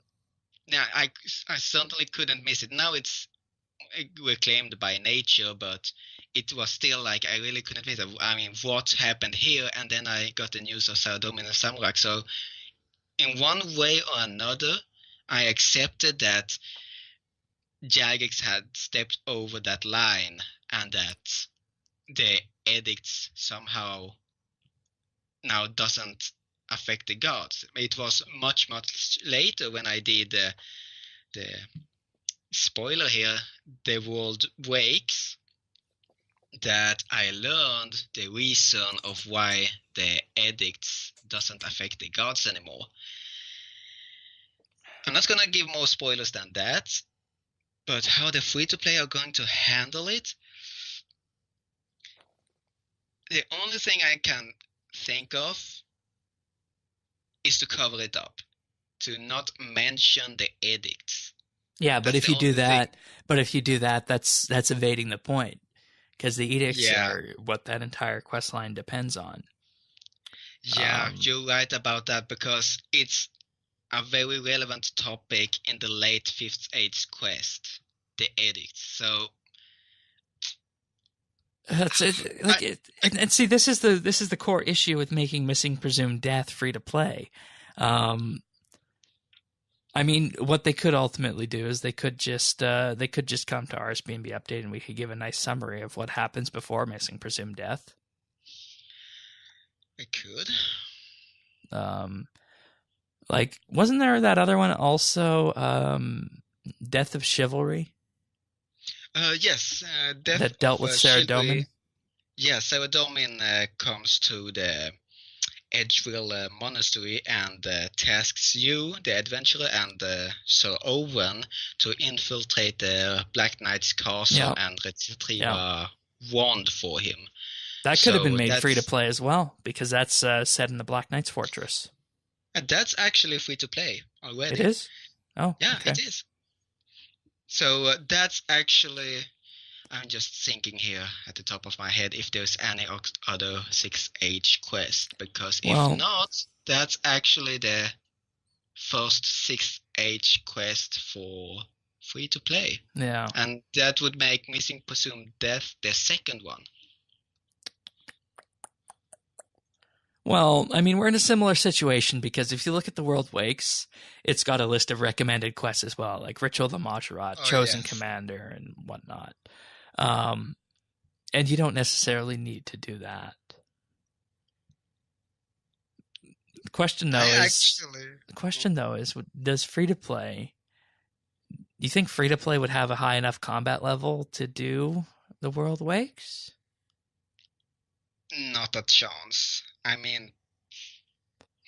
Right, and you get combat abilities from that quest. Yeah, you get combat ability, but no, because in the quest, spoiler alert to all you out there, skip forward 30 seconds or something, is you have to battle the God Wars dungeon bosses in hard mode. Right. So there's no way around it then. No, it's no way around it. It's a solo fight, hard mode God Wars dungeon bosses. So that's the PVM level they are facing. So I can't imagine somebody in Rune Armor actually doing it. So if we remove the thought of it being in a pay-to-play area, let's say we move it over to the dig site. Let's just say they added a teleport there and you were able to go in there. Yeah, a teleport there. And Slisky is there and introduces you to the whole thing. He teleports you around and gives you a brief background story, which is very good, and that would make perfectly sense if it was made free to play. And then the whole invasion starts, that the Garthixian followers gathers, you give them a rally speech, and then followers of Saradomin, Samurak, Armadil, and then several Mahajarats arrive also. But somebody in Rune Armor battling against hard mode God Wars dungeon bosses, unless the bosses were nerfed in the quest, which I really don't think they should be. I think that is a very good level they have it at the moment. So unless they nerf the bosses heavily, then... Like, I love what they're doing. I can't. I just can't. Yeah, right. See, I love the fact Missing Presumed Death is free to play, but it just really irks me inside that we got this lore discontinuity that you can start Missing Presumed Death, but you can't do the whole thing that brought the edicts down in free to play from the beginning. And unless you go reading elsewhere off site, you're not going to figure out what happened. So I wish there was a better solution. I don't know what it could be. I know. We have normal accounts, Iron Man, Hardcore Iron Man. How about, what should we call it? That age account? A timeline account. What do you say? A timeline account. So it would be an account where you would effectively play through all the quests in chronological order then? Yes. Okay. You are forced to play. What about membership status? It would only be available to members then.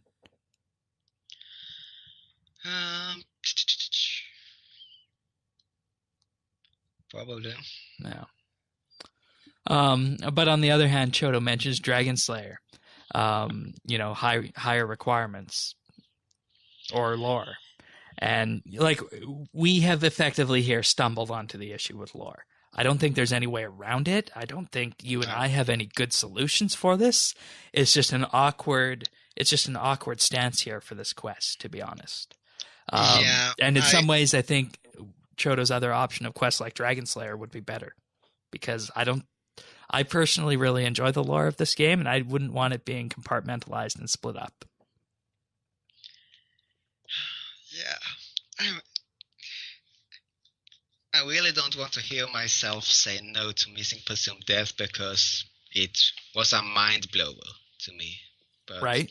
Yeah. But you're right, Sam. I gotta admit it, you're right. There is no way around it, and only thing I can imagine that is covering the edicts up, but it's gonna play such a big role later. That would be like go and watch a movie where the poster haven't listed one or two of the major actors in the film. Yeah. Oh boy, that was a hard question. Yeah, it was. Number 5. Do you think free-to-play PKing will be revitalized now that the wilderness has more opportunities and open areas for free players? I surely hope so. I remember the days when free-to-play PKing clans were all the thing, and they would buy strength potions from the members. That was real fun as well. So I would absolutely love for free-to-play to be revitalized. So while I would love for it to happen, I don't know that it will, because it seems as though RuneScape has kind of shifted away from the free-to-play, or rather the PvP sense, except for a few odd cases like warbands and whatnot, and poaching people who are gathering divine energy or lava strike worms. So I think that we are kind of moving away from that towards a more PvM kind of culture. So, I mean, if there were more incentive to PvP, then sure. But we saw what happened with that. It didn't really go anywhere. So I would love for it to happen, but I'm going to hold my breath on that. You took the words out of my mouth then. There will though always be these individuals who hope worlds and check the most populated areas, especially now that they have both green and blue dragons in the wilderness that will make quite a nice profit for free-to-play. There will always be individuals checking those areas, so that's one thing you need to watch out for at all times. But I don't think it will become a major activity as it looks now. Alrighty then. And lastly, Meaner Nab has achieved 99 fletching in a day and is aiming towards max XP for the second time. Kind regards to him, and thank you, RSBANDBUpdate, as usual. And that's from our friend Chodo in Clan Quest. All right, if you guys want to send questions or discussion topics for next week's episode of Update, you can send them to questions@rsbnb.com. You can also call or text 571-57BNB, or you can leave us a DM on Twitter @RSBNB. All right, you ready for some tech news? But I love the RuneScape news. Well, we had lots of it this week. I promise we'll be nice and quick with tech news here. So have you ever used AOL Instant Messenger? No, I've seen lots of jokes about it. I mean, Yeah. the problems and, well, in general.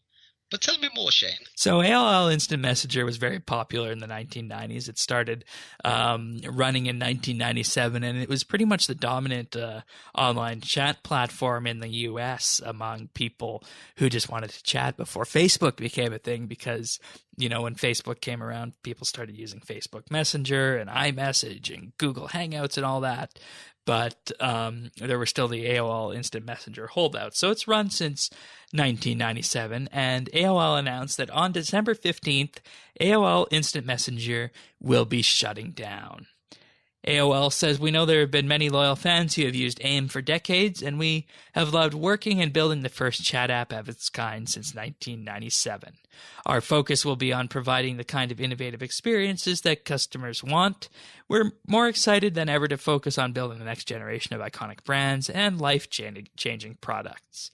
So basically, this is an admission from AOL saying that, you know, we could have continued to innovate on the chat front with AOL Instant Messenger, but there's really no point today, given just the sway that Facebook and whatnot and iMessage and all those other chat platforms hold.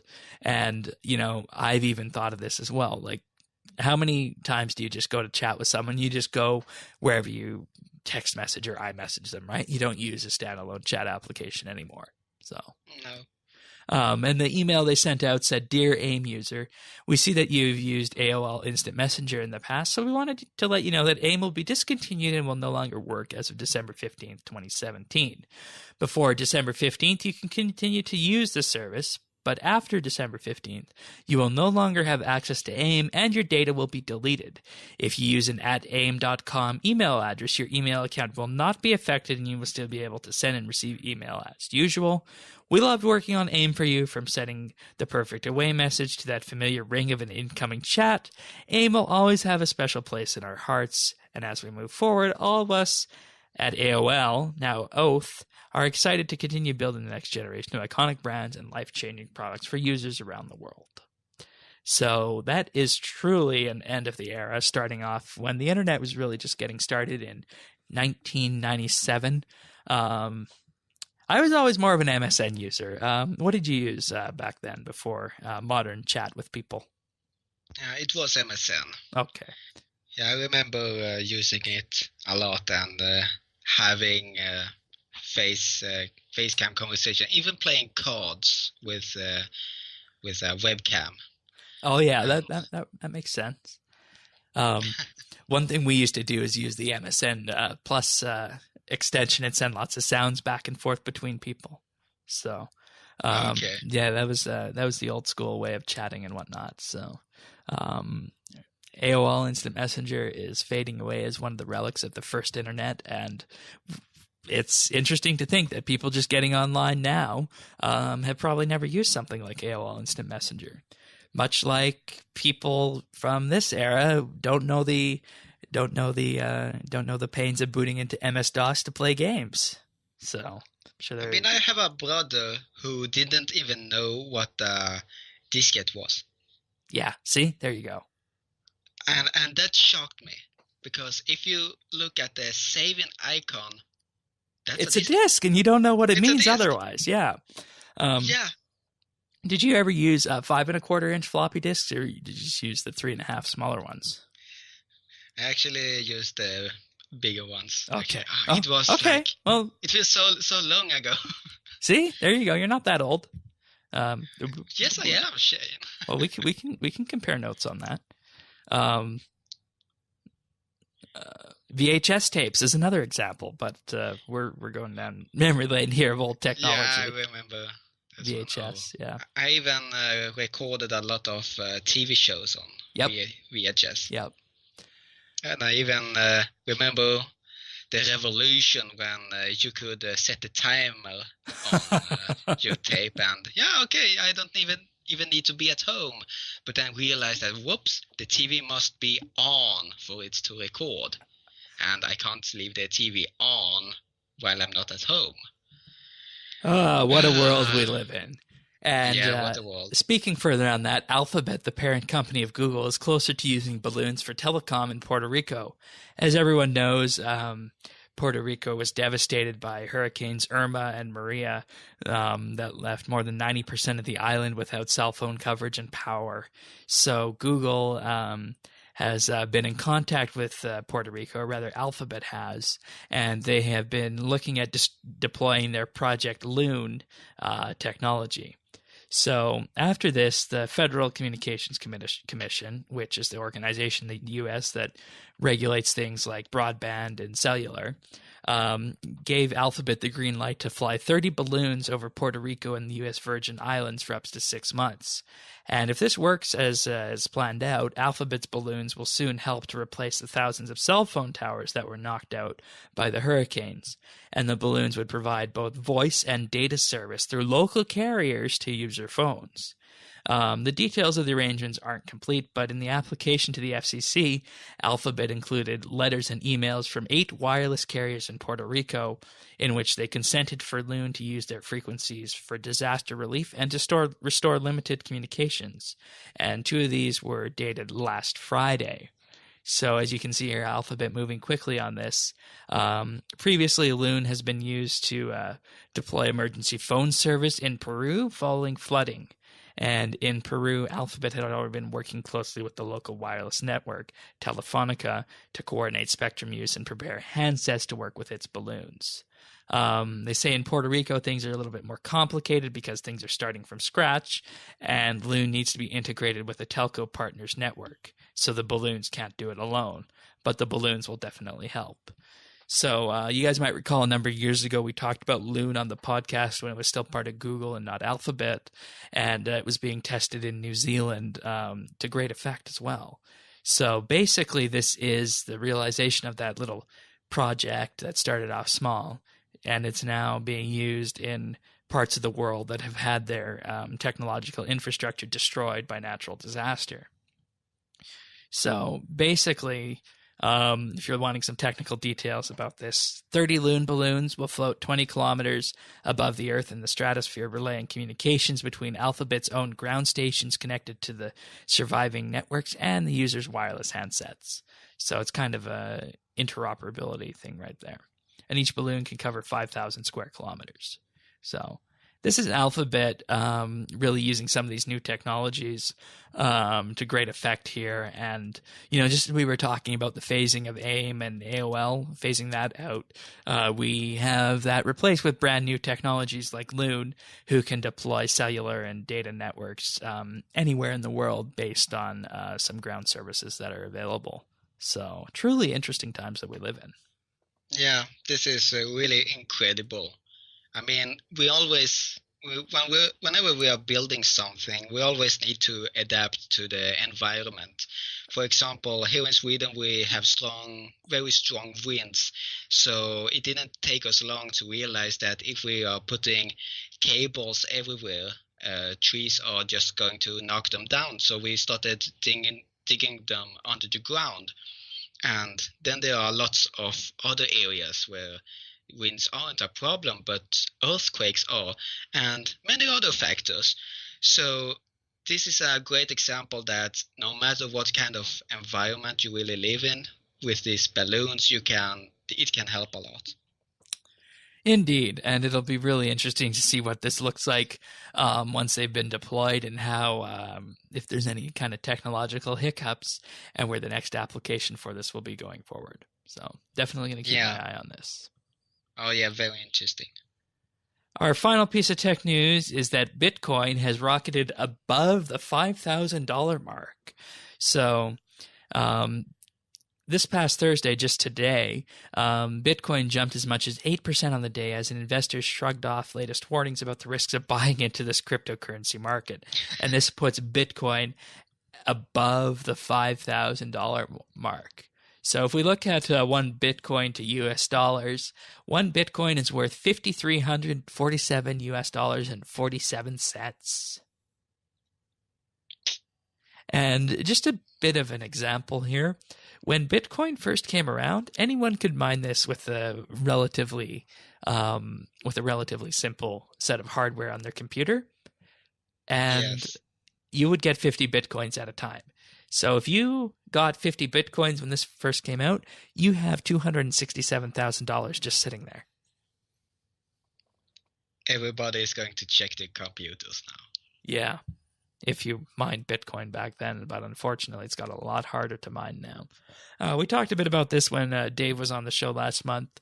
And, it's really interesting to look at this graph because Bitcoin has increased by more than 500% in the last year, which normally would give an investor pause when they see something rocketing up like that much. It's got to flatten off at some point and perhaps come down, right? Yes. But people haven't veered away from Bitcoin yet. And I think one of the things that is potentially driving Bitcoin is that the fact it can be ultimately proved to be very popular in countries like China, where cryptocurrency is on demand because they want to be high tech, but they don't necessarily want to be chained to the Chinese currency, which is controlled by the Chinese government, which isn't always exactly truthful and forthright in what they're doing with their currency. So it's going to be very interesting to see where this goes. And I don't know if this is going to be the case, but who knows? Maybe at some point in the next year, Bitcoin will finally break through into the mainstream. I still feel as though it's kind of not out in the mainstream. Like I follow probably different sources of news than most people, so I hear about Bitcoin quite often. But I would assume that it's not quite mainstream yet. I mean, I heard about it quite often when it was introduced, and then the first month about it, the dangers of it, the pros of it. But after that, it's actually been quiet until it reaches certain milestones as today. Yeah. And I mean, there's also different ways of utilizing Bitcoin, blockchain technology that we talked about in the past. So this could ultimately be a resurgence of people showing interest in the Bitcoin technology as well, just given the fact it has shot up so much over the most recent time. So if we just look at the graph here, if you can actually just type this into Google yourself if you're listening and you want to see the graph we're looking at if you're not watching on video. If you go to Google and you just type 1 BTC to USD or your own currency, you'll see how it has just rocketed up over the last number of months. So, quite astounding. All right. That's it for tech news this week, I think. We're going to move on to other things, including achievements. But first, we're going to have a quick peek at the October skill of the month, where it's Attack. Pernassi is still in first place with 2.2 million XP. Gem Andy 52 in third with 1.1. And Flash in fourth with 651,000. Obviously, a little bit of fatigue there with the Attack skill of the month. We might do something about that in the future. Let us know what you guys think about Attack skill of the months. I would love to hear. So, anyways, shall we go through some of these achievements of the week? Oh, yes, of course. All right, I'll start us off here.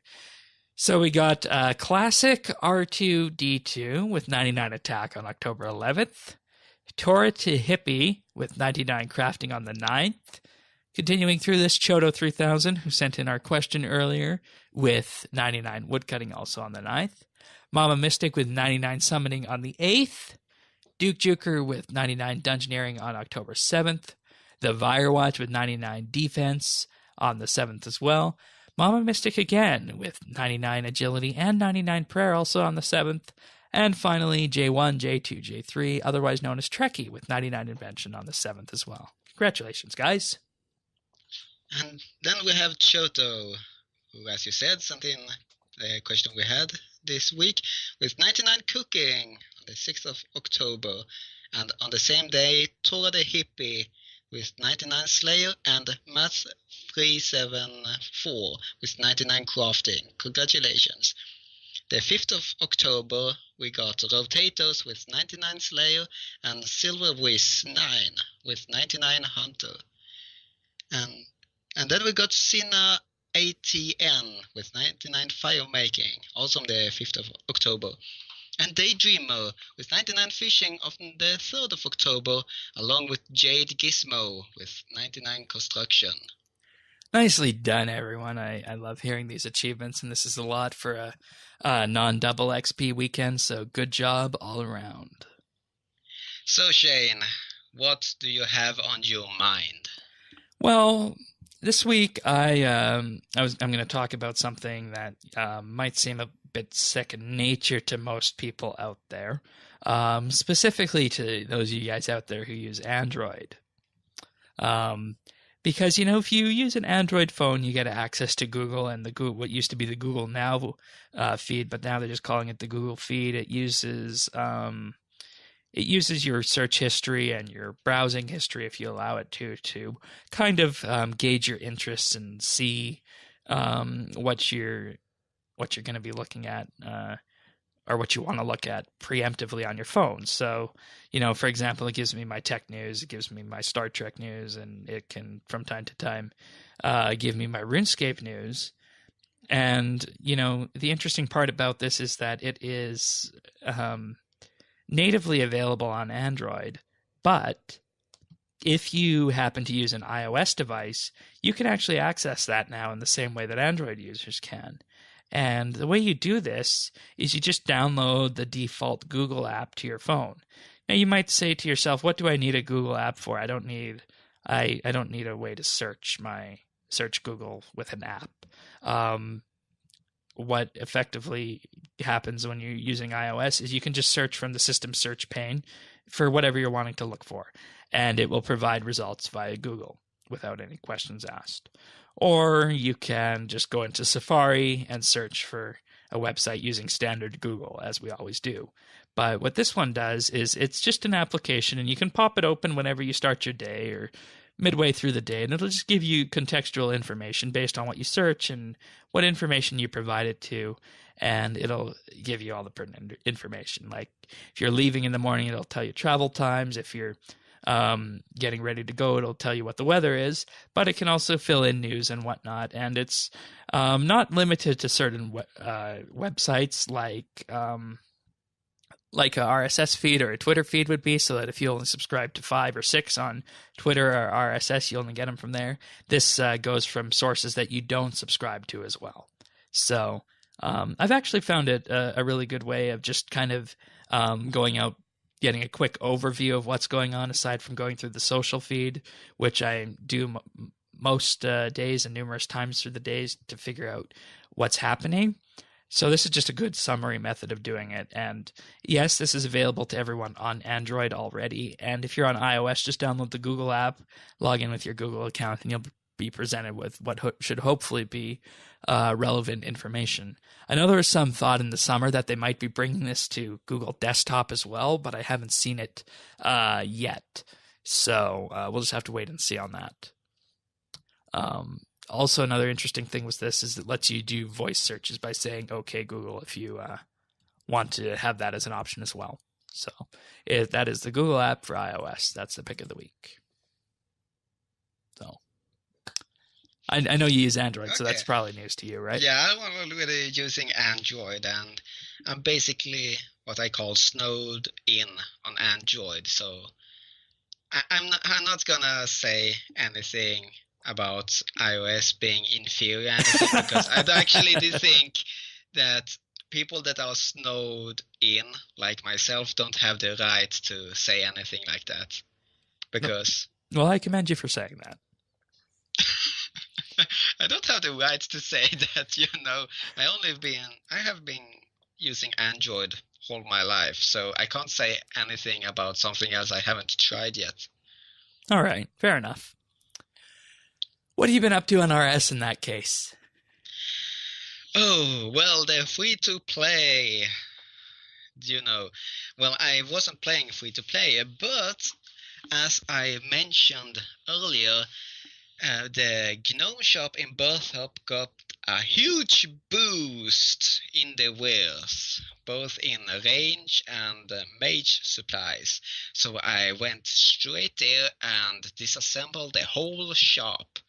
And I got a bunch of powerful components out of it, and that's very nice, especially now that augmenters are tradable. And what are the two most important parts that you need to get to make augmenters. Yes, that is powerful and enhancing components. So, and one of those are now very easily accessible in the GNOME shop in Berthope. So that's the first thing I have been doing.